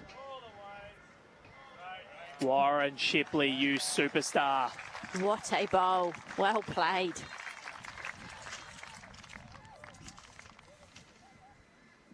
One to blue, making it 8-7 as we go into the 13th end of this 18 end over 16 men's pairs final.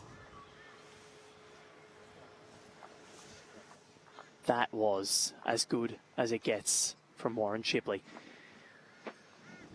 And he just says, if you're going to take the lead away from us, you are going to have to do more.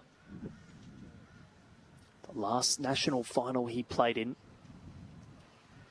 was at the BPL Cup 2021, the 2020 edition of the event. Of course, was postponed. He was MVP that day, and he has played some telling bowls this morning.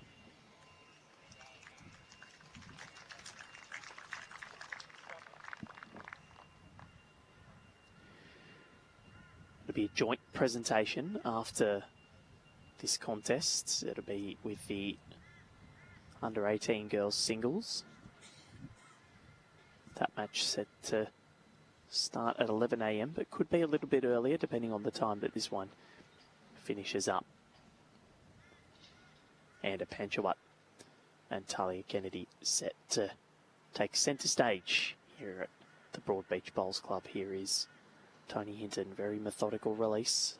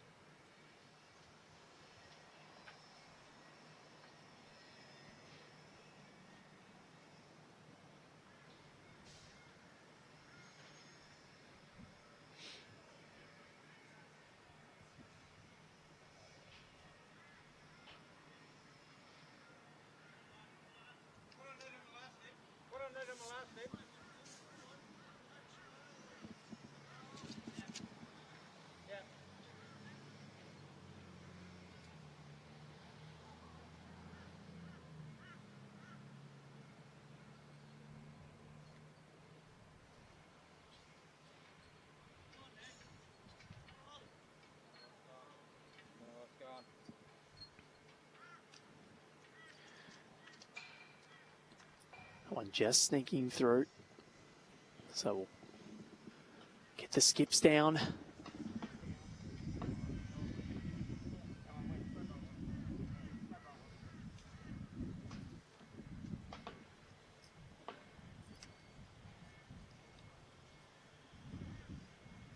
Warren Shipley and Neville Brown have gone toe-to-toe all day. It has been a superb skips battle. One of the best of the tournament so far.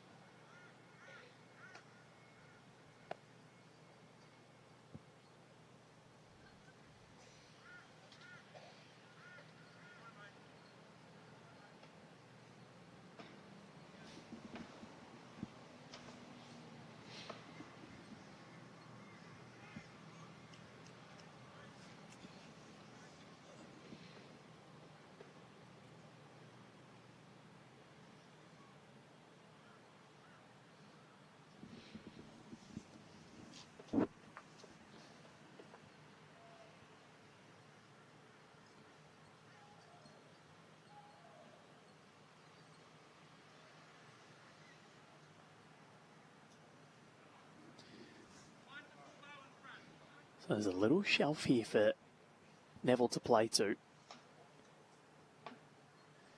And he'll be thinking, let's try and set this away and let's stay around. And that's exactly what he's going for. Neville Brown, he's got options and he's very close. He's watching, he's stalking, he's got onto his, and what a very close effort that was. And he's probably made it a little worse for himself now with that bowl being a back hopper. One bowl left to come. That is mightily close. He was interested for 99% of that journey, and it just shaved. What can Warren do to try and combat this?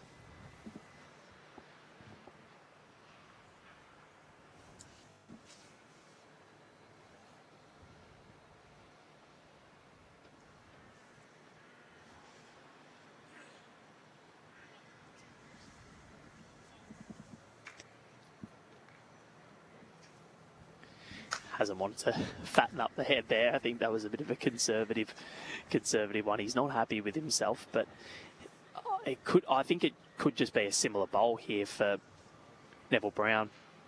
Play onto the blue, ricochet off it, spill the jack out to those two waiting bowls to the left-hand side of your screen at about 8 o'clock there.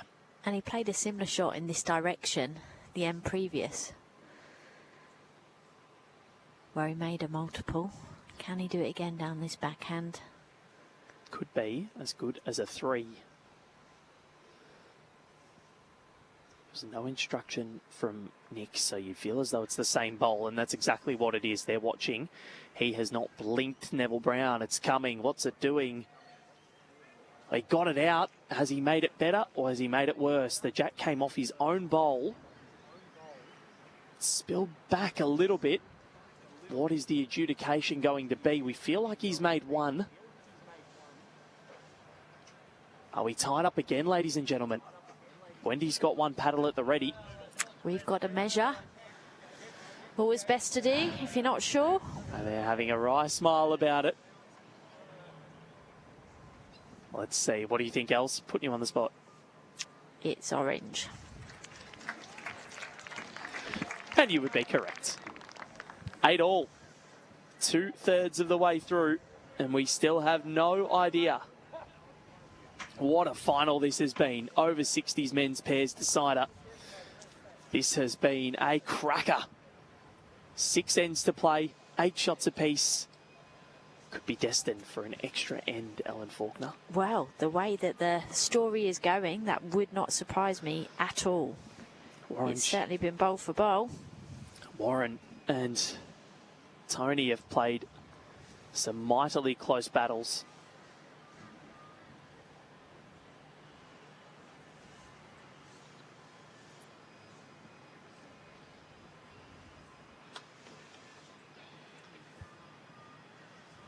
And of course, we've also got the over 60s women's pairs final also being streamed. Had a quick look and it was 16 shots to 4, but wasn't sure in whose favour. So very different kind of game over there with somebody opening up and taking the advantage. Whereas over here we are 8 apiece. It's bowl for bowl and nothing in it. So Nick Dawe and Neville Brown, they've gone 23-12, 17-14, 18-10, 27-12, 16-15 and 19-15. So their match against David Heron and Nigel Pedley from Tasmania in the quarterfinals, their closest. They won that by a shot, but there's been 2 or 3 for Tony and Warren that they've won by the barest of margins. So will that help? The fact that they've been in these close situations before in this tournament and they know that they can emerge victorious from them.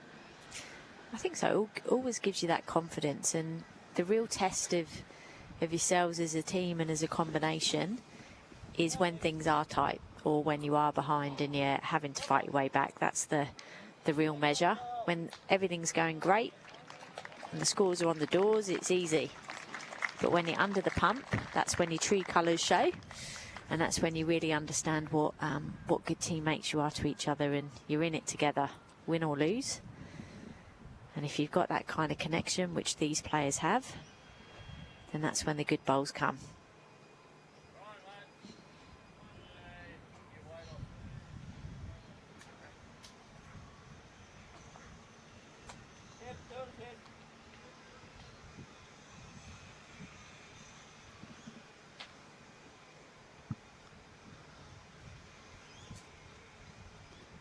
Really interesting position there. He sort of does a little squat after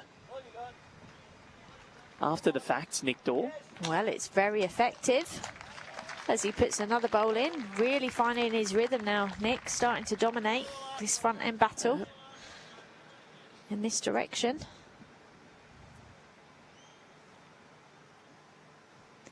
Tony, Termite, Hinton, what have you got in response? Well, the Termite looking to eat away at the head, and he's going to go to the back set. Look, they do have the 2 back bowls now. At least if you're Warren Shipley, you're thinking, okay, not looking good for me, but if I do play weight, I've got everything back. But the thing is, you can't really see the jack here. He'll just be drawing. Yeah. Just trying to get one in. If he cuts down, great. If he gets a shot, it's an absolute bonus. They haven't been behind since the conclusion of end 4. So the move could be made by the team kitted out in peach. Dawe Brown combination.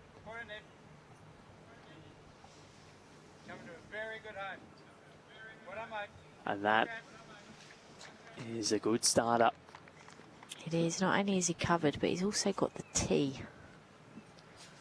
And for people just tuning in, it is still a re-spotted jack if it goes out of the confines of the boundaries of the rink. Sun starting to peek out now. About time. Going to peek out for Warren Shipley. Oh.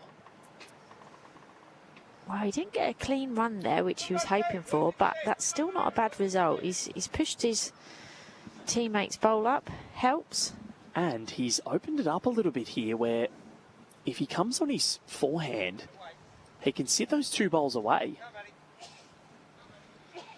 He's now got second and third shot, which Neville's now changed that situation. Getting 4th bowl in. Can afford to arrive a little bit here, Warren Shipley.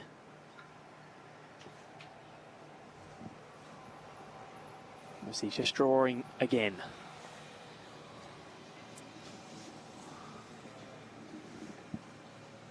Warren Shipley.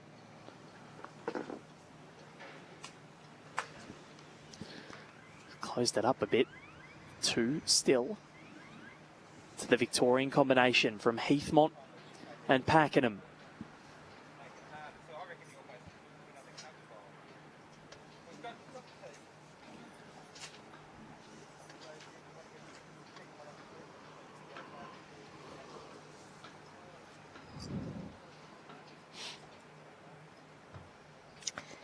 Just having a look at the head here, trying to work out whether to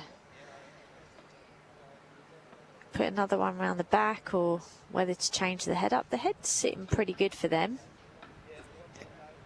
But there is a shot for Warren. There is actually a gap through directly to the light blue bowls.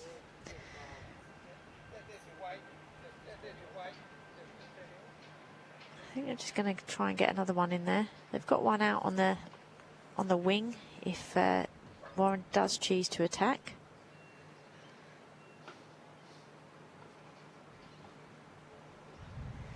Like you say, game of chess, trying to work out what you do, what your opposition's going to do. It's so difficult. And sometimes you're playing against someone that does something, you know, that wants the beat of their own drum. You never know what's going to happen. Oh, I think, is he in the way? There still looks from the TV angle that there is that gap there for both light blue bowls with the orange stickers. We've not really seen big weight play by either side so far in this game. We may see it now, Else.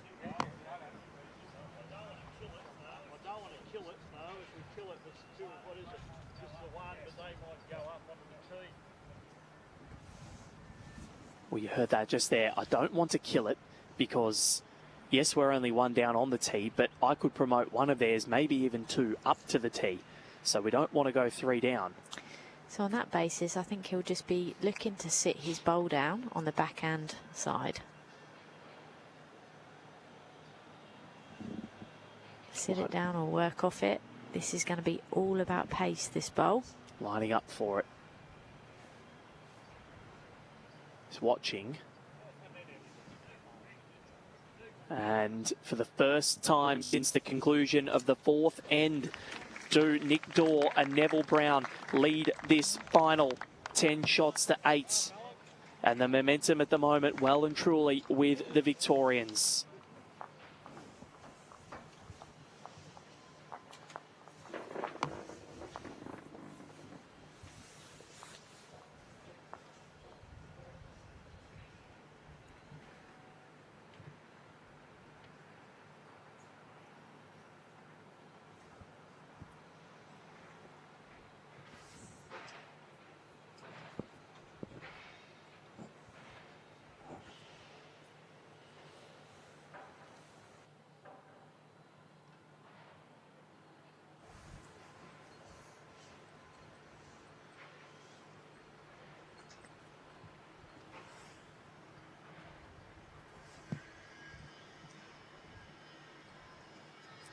Good line from Nick, just pulling up. Slightly longer jack in this direction than what's been previously played.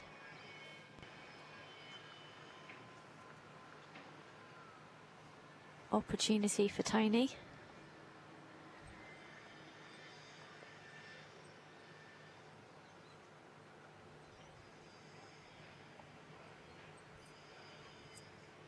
Got a good weight, bowl just holding out slightly. Conditions changing here slightly with the wind starting to get up. Sun coming out will change the pace of the green.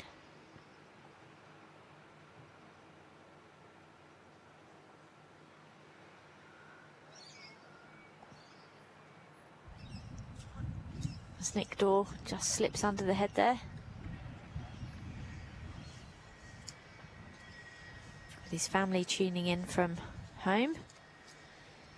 Wanted to shout out to wife Judy, daughters Kim, Katie and Maddie, grandsons Ida and Ira, and the Labradoodle Tilly. It's a big support network. As the bowl just literally passes the jack there.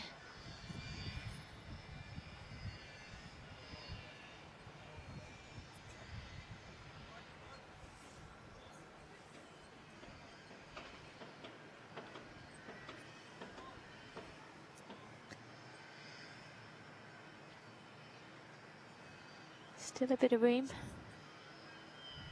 for Tony Hinton, Soldiers Point Bowls Club,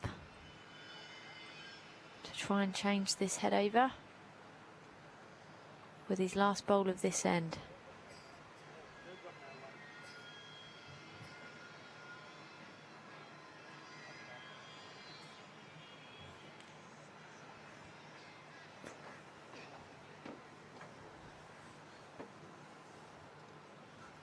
Both skips walk to the mat. Nev up first. Looking to tidy up this head and consolidate. Currently laying a few.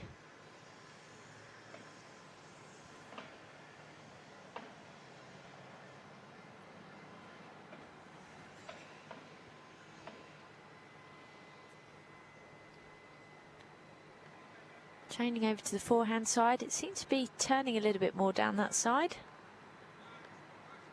And that's a good bowl. He counts and covers. Still plenty of room for Warren Shipley.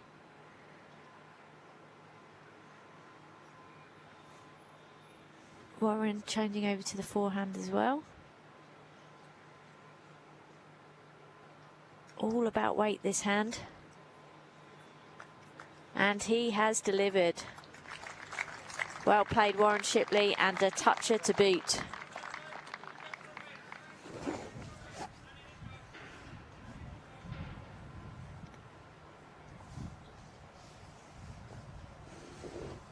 So big bowl there from Warren. Making it hard for Nev here. Just wants to change up the angles. Slipped under the head. So Warren, can you do it again? Eat, sleep, repeat. I reckon he can. Back him in, Els.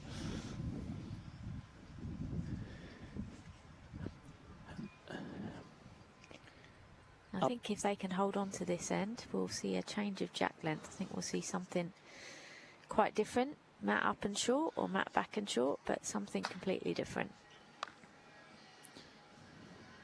He's pulled up short, but he's actually changing the shot there of the opposition. And sometimes that's a good thing and sometimes it's not. Sometimes when you force them into playing a different shot, they get it.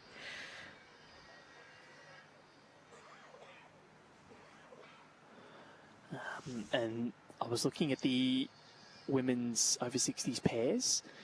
The Adele Persau's team was the team in front from what I gathered. So she's a Broadbeach local. Adele Persau has marked for us before. And Lisa Featherby with it all to do. Oh, was that just slips by? Weight was perfect for it. So now the opportunity for Warren Shipley to level things up again with 4 ends to play after this, to be at 10 all. He's in another thriller. This has been one of the picks of the 2025 Australian Open finals. Last year they were all thrillers. This year there's been a couple of close ones, but hasn't been that lights out final. And I think we're about to have it right now. I think we are. It must be the combo of you and me. We had that all last year. They were all close games. The Faulkner effect. Warren Shipley looking to get in here. And just saves in that bowl to make a multiple. And it's just this second multiple of the game, Els. So if you look at the 14 ends that have been played, we've had 1, 2, 3, 4, 5, 6, 7, 8 of those won by that of Tony Hinton and Warren Shipley. But it's who can make those ends count. If you're ticking up in singles, I've seen a lot at this AO. You can win more ends than your opponent. But if you're ticking up in singles, sometimes that can be at your detriment. You've got to try and make those shots when you can. You absolutely have. You've got to add when you're holding and convert when you're down. And often they're the ones that people miss. And it's a good thing to do from a training perspective, is to really practice setting up heads and putting yourself under pressure to add. You know, there's a good practice drill where you have to score 2 to get 1. So it really emphasises the importance of that consolidation of the head and the importance of that second bowl. I thought we were going to see something a little bit different, but they're playing safe here. In a similar length.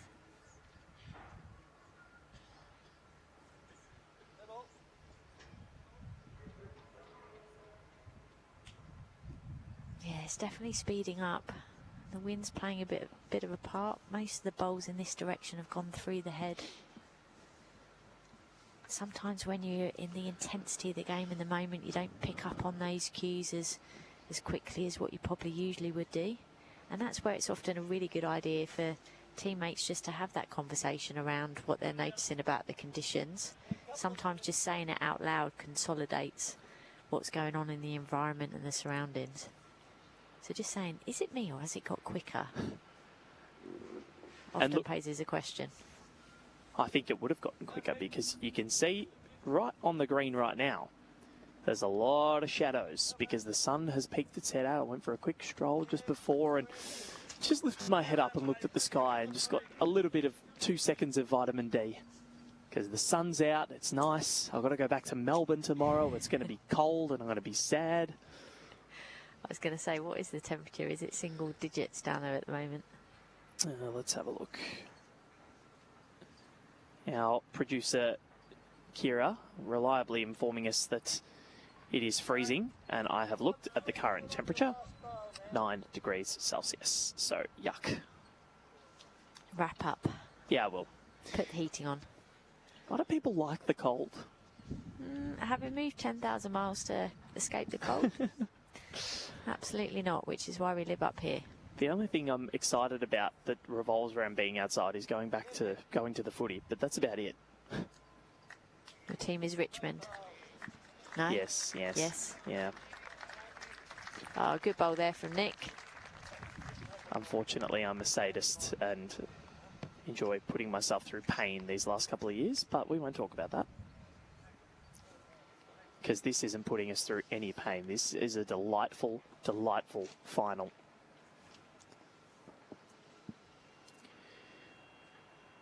Of course, delightful Palm Lake Resort, the best over 50s living. Visit www.palmlake.com.au. Go and have a look.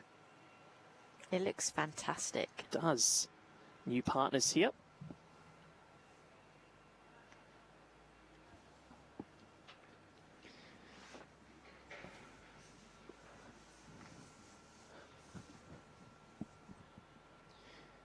So these two skips have been as good as it gets.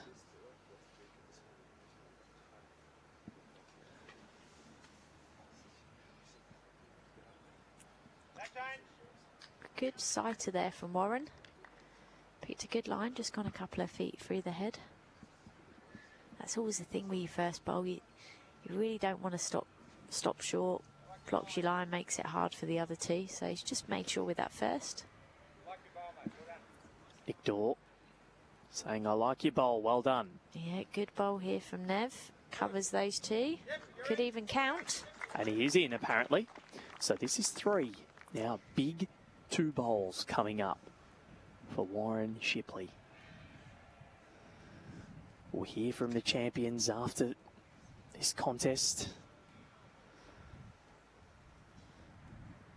Who they will be, we've got no idea, because of bowls like this, Alan Faulkner. What a bowl. He's done it again. Well played, Warren Shipley. When the questions have been asked, he has an answer. It's a joke how good they've been today.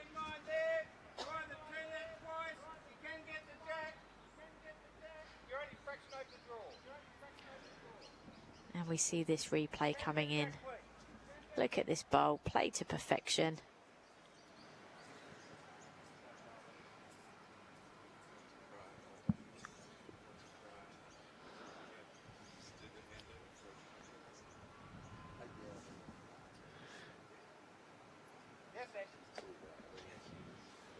Nev's in the area. Just overplayed it. Easy done down there. That side's all about pace to get back to the centre.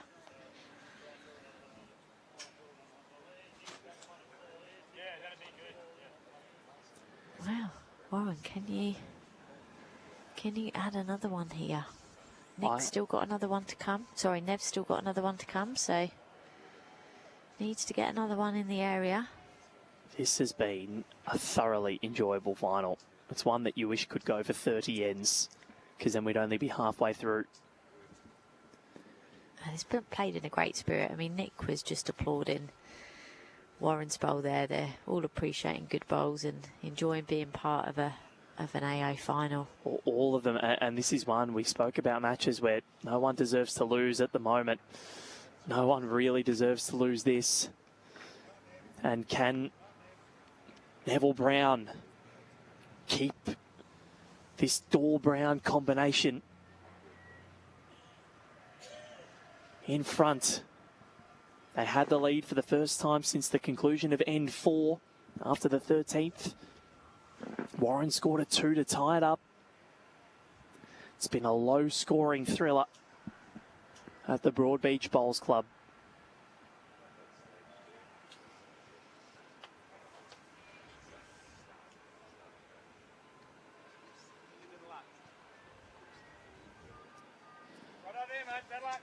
And he's gone through.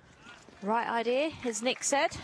The New South Wales team of Soldiers Point back in the lead, 11 shots to 10. 3 ends to go. Who will come out on top, ladies and gentlemen? Stay tuned. Do not go anywhere. Turn your phones on silent. Put them on Do Not Disturb.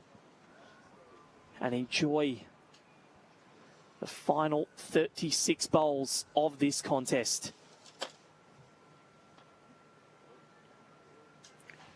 There's not long to go, but it feels like there's still a lot could happen. Well, this is crunch time now. This is it. These next 3 ends are what separates these 4 players from an Australian Open title.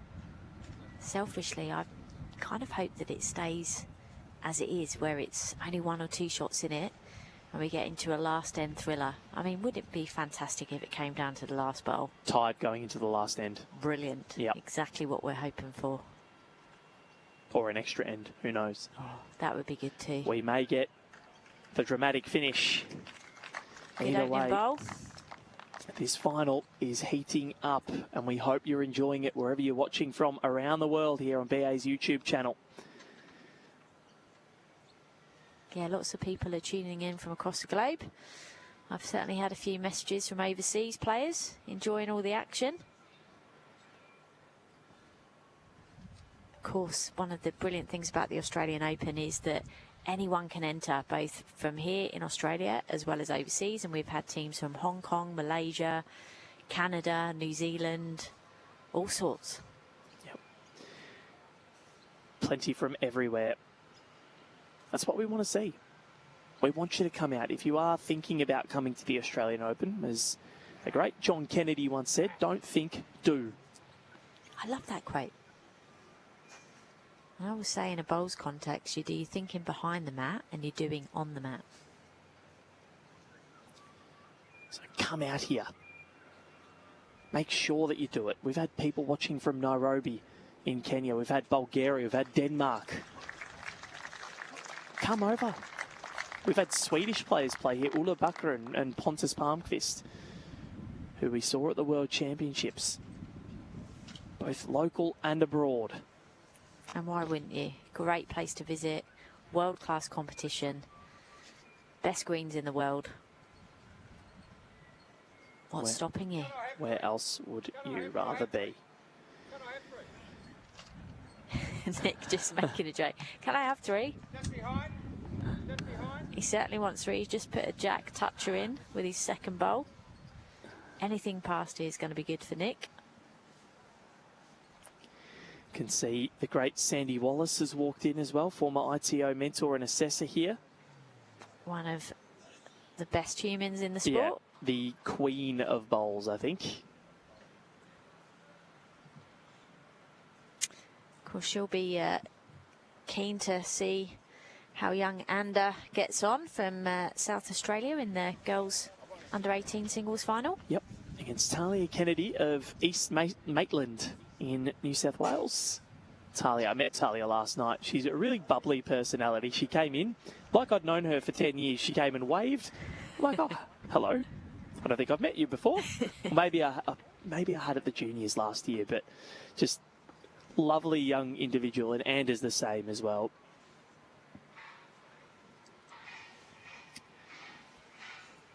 So Warren, can he change the shape of this head? Well, that helps a lot. He's given himself some more space there, given him an opportunity, and got second bowl. That's a really good first bowl from Warren for this end. Breeze picking up, actually pushing against these bowls now. Just sort of coming against them, pushing them back, so they can toy with your mind a little bit. Oh, there's a very, very good bowl comes in from Nev. Just finishing 3. The problem is for Warren Shipley, he's got nothing past the jack.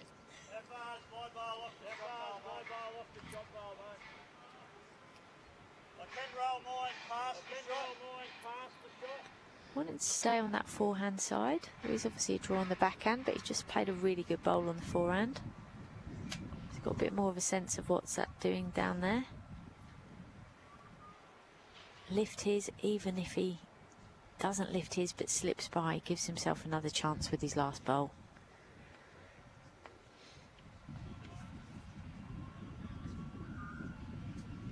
He's not far away. What's he got here? Warren Shipley.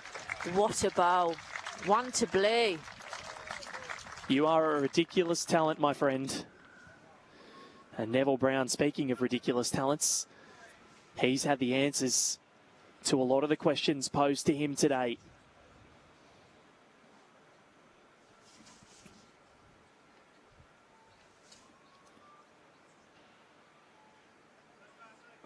Such a pleasure to sit here alongside these 4 and watch them go about their business. What's he got? Neville Brown.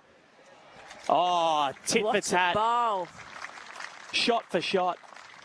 These two are putting on a show at Broadbeach. And first time we've seen a bit more of that aggressive weight. Paying dividends there for Team Peach. He played it well. Warren just taking his time, coming in and have a look at this head. I don't blame him as we see this replay here from Nev. He liked it out the hand and it held all the way up just to edge out. No jack. Unbelievable. He had to be precise with that and smoked it.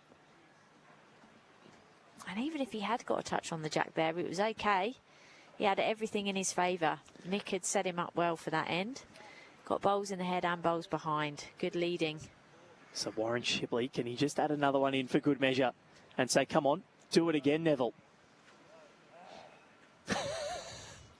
A little groan from Warren Shipley going, come on, leave me alone, Neville.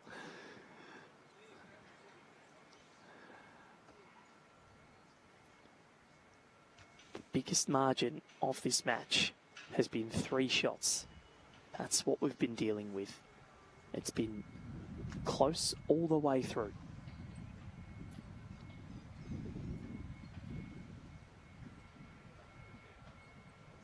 It's looking like it's most likely going to stay that way. Warren Shipley on a decent line.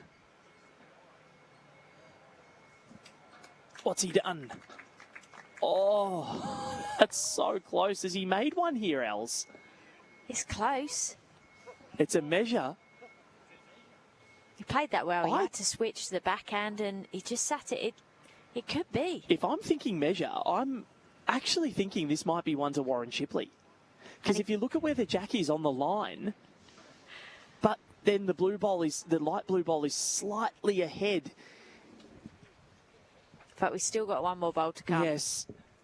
If we are going to a measure, though, if this isn't affected, I'm saying this is one to blue. Well, Warren was putting his thumbs up as he walked by and listening to what you were saying, Val, and wanting you to be right. So Neville Brown, what a bowl this is. He could still be holding.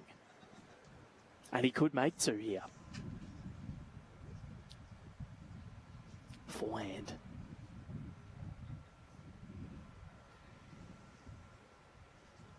So both skippers changing their hand with their last bowl of the end. Can he find a way through? He's gone to the back. All right. Measure it will be. So, you're going for Team Blue? Yes. Well, I'll go for Team Peach just to mix it up. See who's right. Do you actually believe that, or? It could be either. One standing, one sitting. Yeah. One slightly further forward than the other. This is very close. Warren's not sure. He's just shrugged his shoulders. We'll find out. We get the measure from our ITO. A lot rides on this. A lot rides on it.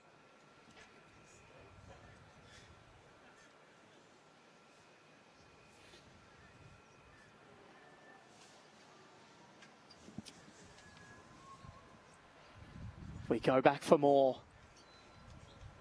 You can hear a pin drop. And it's one blue. Warren Shipley did do it in the end.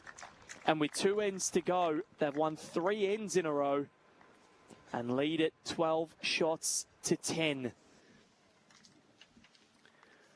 Ladies and gentlemen, don't go anywhere. 2 ends to play, 16 of 18. Warren Shipley just providing more and more goods. He's certainly risen to the occasion, hasn't he? When questions have been asked, he has the answers. This is a massive end, this end. I feel that in the context of the game and the scores so far, that Team Peach really need to get one here to stay in the hunt for the title and get their hands on the trophy. Well, by the law of averages, Ellen Faulkner, the ends that Nick Dawe and Neville Brown have scored in, so they've scored in 1, 2, 3, 4, 5, 6, 6 of them. 4 of them have been 2s. They're 2 behind with 2 ends to play. Could we get the dream finish of all square going into the last end? I know Warren Shipley and Tony Hinton will be wanting anything else to happen but that. But it's been that sort of a final, and it's been a match fitting of a final. It certainly have. All players have performed, rose to the occasion. Right from the get-go, we said the first 4 ends have been awesome, and it's only going to get better. And my word, has it gotten better. All 4 have played such a pivotal role in making this final what it's been. The lead battle has been fascinating. The battle of the skips has been a titanic tussle. And we still don't know who the winner will be, but this leading from Tony Hinton, the termite Tony. He's certainly finishing in good positions in this direction. On this end, as Nick tries to adjust from his first delivery. Looks as though he's on a better line. Nev's calling it in. He likes it. Can he finish? Yes, well played, Nick. Not to be outdone, Nick Dawe.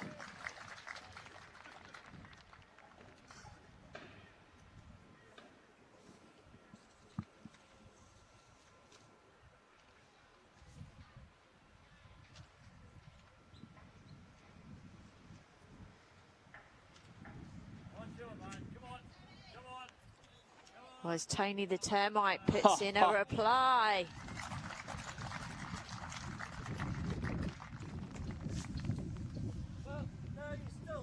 These 4 men have put on a brilliant display. And the biggest margin, Els, was after 7 ends, it was 6 shots to 3.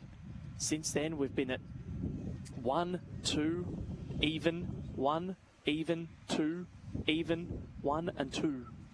Yeah, there's literally been nothing in it as they're all game. It's been bowl for bowl, end for end. It's been a glorious final. Had 4 lead changes in it. And a question this end being asked of Nev. 2 down on the board, 1 down on their end.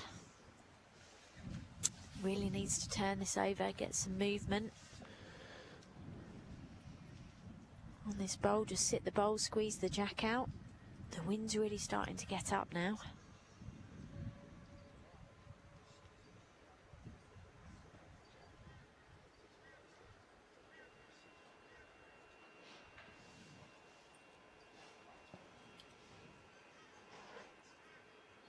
They beat the defending champions in the second knockout round. Tony Hinton and Warren Shipley, Terry Warder and Stephen Ashdown. They've been the king of the close finish.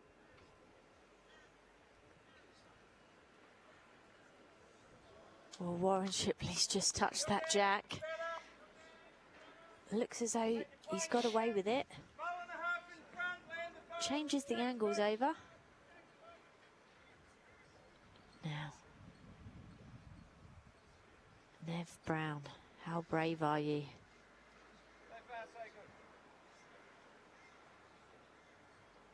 As this bowl comes in, Nick's looking intently. It's coming. Has he got the bowl? Well played.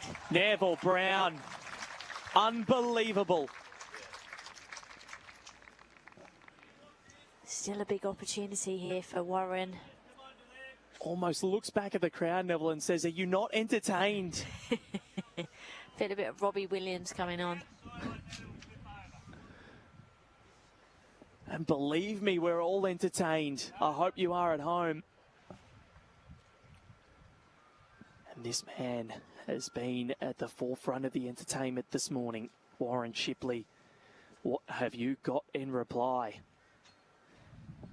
He's got a big opportunity here to make a multiple to seal this final. It's there for him if he wants it. Is he up? Oh, Is he up? Is he in? Warren Shipley, what an effort.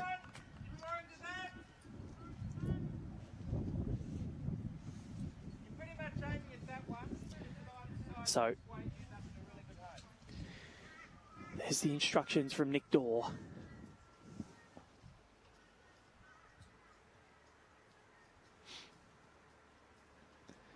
The Pakenham products, Neville Brown picks up his mint bowl.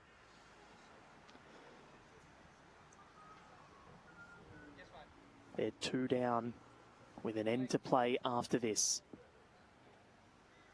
What can they manufacture? That's a great bowl from Nev. Needed to get something in that pack. Still a big chance for Warren. Wasn't far away with his last delivery. In the round of 32, they won by a shot, 18-17. In the round of 16, they won by a shot, 17-16. In the semi-final, they won by a shot, 19-18. They are the king of the close finishes, or the kings of the close finish. It's close again, and Warren Shipley has it in his hands again.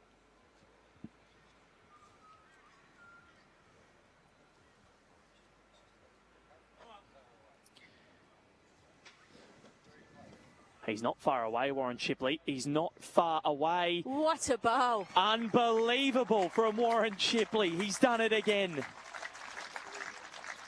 Oh, played to perfection. Even a smile. This quality is of the highest ebb from all four. And again, Warren Shipley just says, thank you very much. Over to you, Neville. Well, this is a game changer. Not had many scores in this game, so if they can hold on to this, they'll go into the last end at least 4 up. Well, Wendy only had 1 paddle up before, so it might only just be the single. Well, but no one has scored more than a 2 in this match. So even if they are 3 up going into the last end, it would be an almighty deficit to rectify for the Victorians. But Neville Brown's still got 1 more, and he is producing some extraordinarily good bowls this morning. Nick Dawe doesn't mind it. Nick Dawe doesn't mind it. What's he got? Neville Brown Has he made gone? one? Has it gone far enough? Oh, I don't think he has. I'm not sure. It's 1-blue. And Warren Shipley again holds his nerve. They've won 4 ends in a row. A 2 and 3 ones. And they've got a 3-shot lead with an end to play, Alan Faulkner. Wow, still all to play for. Well, we are measuring here. Wendy's walked down the rink.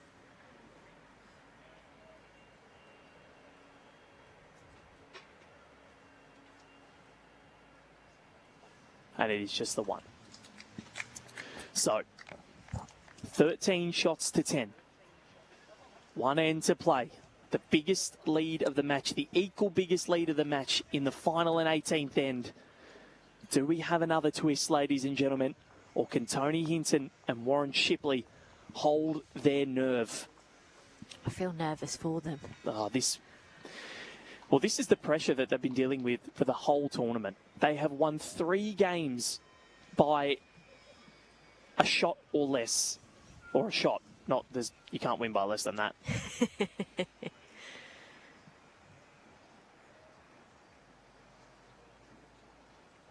They knocked out the defending champions in Terry Water and Stephen Ashdown.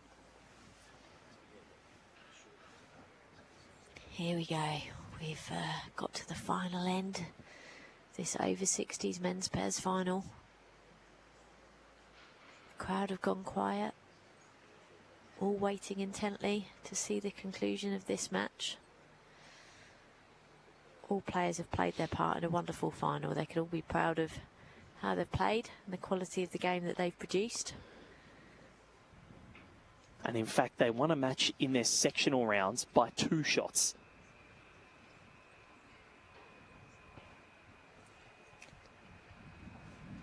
Their opening match.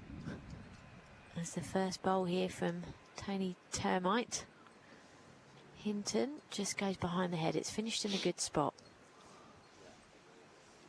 When you can't afford to lose a 3, first bowl behind the head is a pretty good opener. So we're going to hear from the winners after this end. It's looking increasingly like it might be Tony and Warren. But Neville lost an AO final a few years back. And he will be absolutely desperate to rectify that. He was so close to manufacturing a result.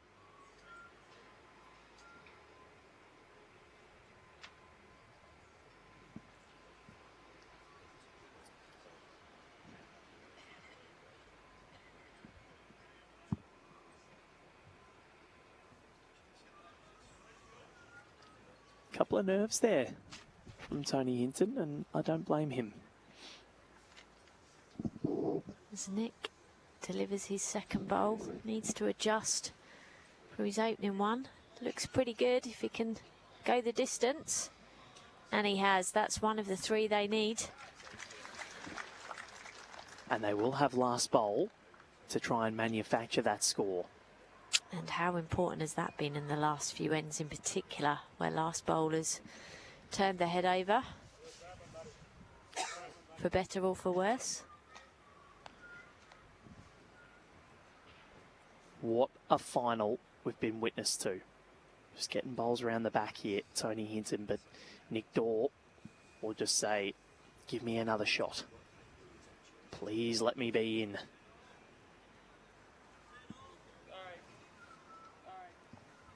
And he says sorry.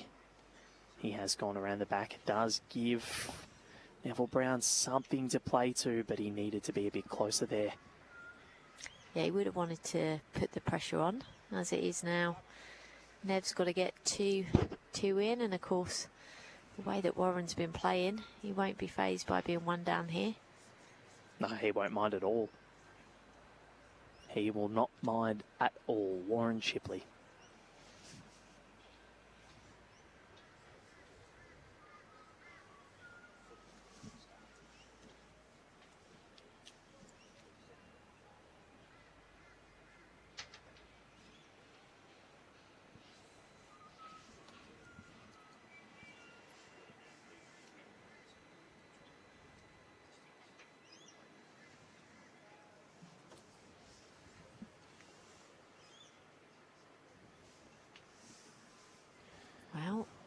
opportunity for Nev.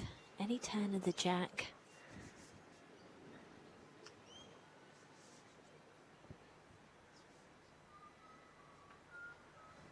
The only thing you can hear are birds chirping and a small amount of construction work. That's how quiet it is at Broadbeach. Is this enough for a second? Well, that is a tantalising catchment at the back.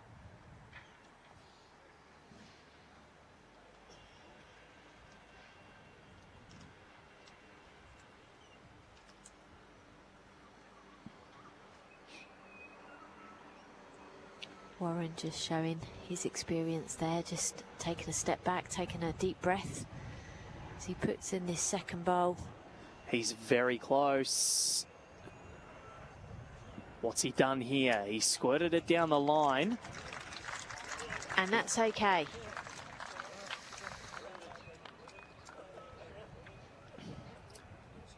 That is a very good result, but there's a chance here for Neville to get both bowls out. That's exactly where I was going with that. That's why you are the best in the business. You can just read minds, Els. There you go. And let's see if Neville sees that or if he wants to go for it. And I think that is exactly what Nick Dawe is pointing to, because if he can nail this, that will be the 3 that they need. Still 1 bowl left each to come. And the way that he's been playing, you'd back him in.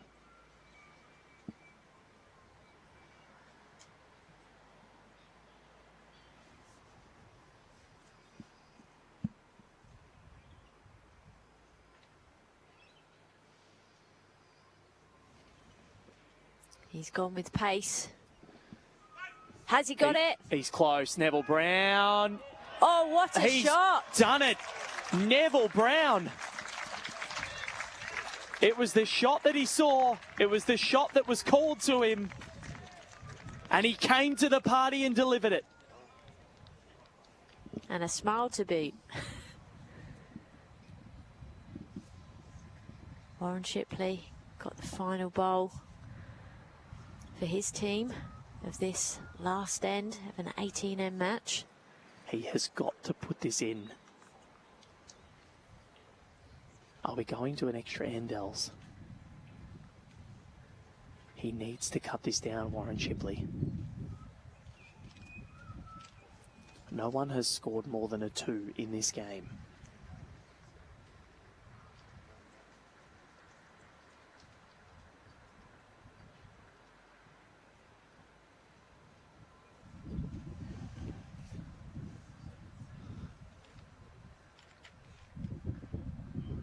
He's in a very good area here, Warren Shipley.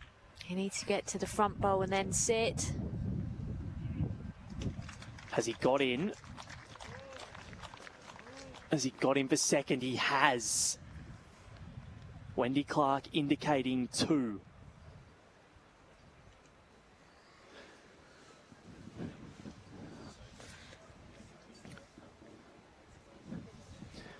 What are you thinking? Is he going to go for the 3rd, or can he sit that bowl away and stay around for 4? Yeah, I think he's got to be under that short bowl. So currently sitting at 2. Neville Brown looking to add in a 3rd to send this one to an extra end.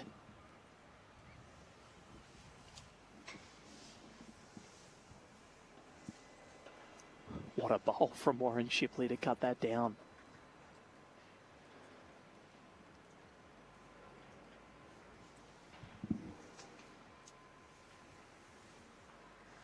Is this the last bowl? Are we going again? he's calling it to hold. Neville Brown. Neville Brown. What a Has bowl. he done enough? Has he done enough? What an effort. Incredible effort. 2 taken out. Oh, Val, I think we might have an extra end. It is an extra end. Neville Brown saves the game. We're going to end 19.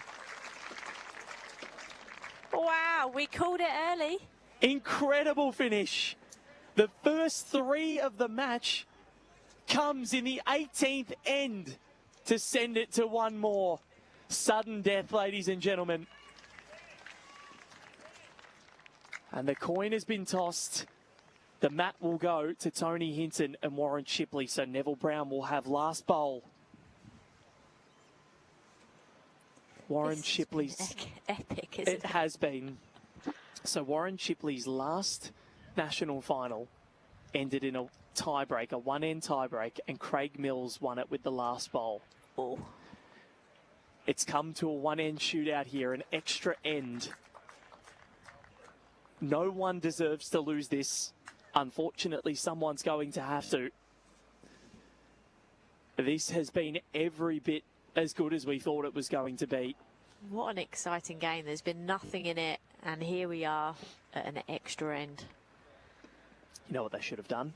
Mat up, jack back. BPL style. Ditch it.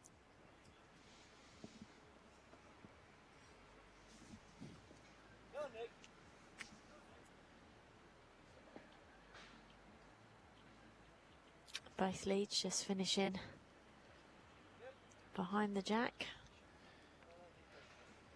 Oh, wouldn't you just want to nail it here? Of the 9 times we've come in this direction towards Surf Parade, Tony Hinton and Warren Shipley have won 7.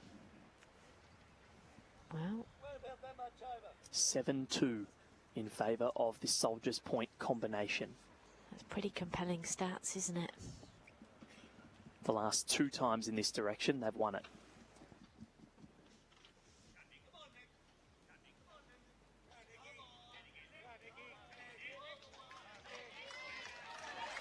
Will it be third time lucky? Well, Nick has just put in a jack toucher. Still room though, still a good foot there. Oh, they would have loved to have had last bowl, especially considering they lost that last end. Oh, a coin toss. How it can be so good and so bad. Back bowls are there. Does make a big difference having last bowl. Don't have to think with your last delivery what the opposition's going to be doing. You can just do what you need to do to get the shot.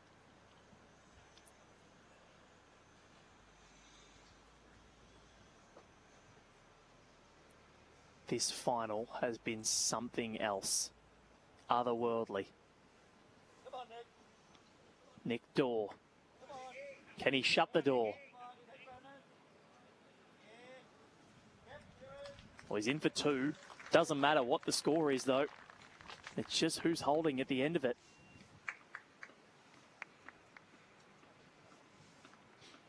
Warren Shipley heads to the mat. He's not hanging around. He's going down there with purpose. Well, he's made for moments like this, and he's proven it time and time again today, Warren Shipley.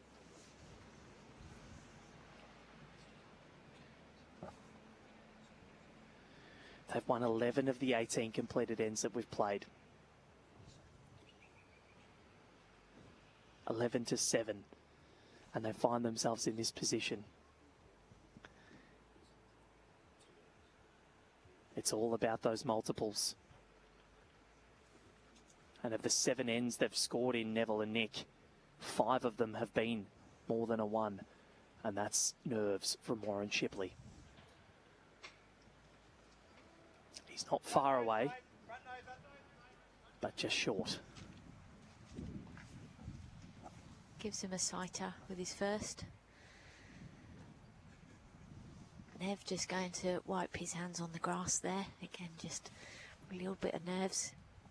Hands getting moist. This final has been the pick of them at this 2025 Australian Open, and it's gone to an extra end. Deserved it. No one deserves to lose.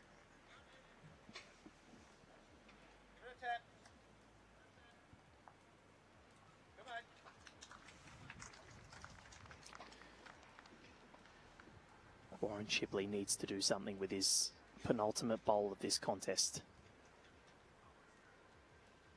Could have another extra end if they're both just the same distance away from the jack. We could if it's a tied end. End 20. He's looking at this intently. Can he get down? He can. And, importantly, could be one blue. I think it is one blue.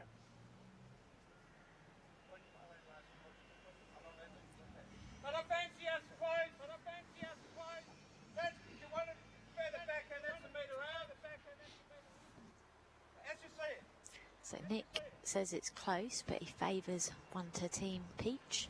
Oh, that is very close. Will the AO be decided on a measure? Neville Brown. Needs good contact here. So we've got one bowl left for the skips. Warren Shipley doesn't need to do much more with his last, but he's just got to get one in close. Could always go for both bowls. That's the other option, or the jack. Well, yeah, because if he plays on his backhand, he can arrive. Like, it'd be very hard to hit that gap. But well, it is called one to orange. So Warren Shipley must affect the head here. The way that he's played, we know that he's capable of doing it. They have won 4 more ends in this match. He's been mighty.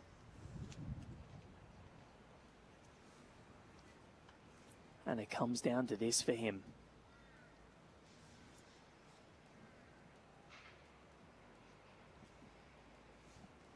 Going on the forehand for the bowls or the jack. Warren Shipley. Oh, and he's played it and well. I think he's done it. It's gone up onto its bias. Are they shaking hands? It's very close. Well, he can't do any more than hit the target. Tony's not sure. He did hit the target. If that bowl fell a half a roll out to the left.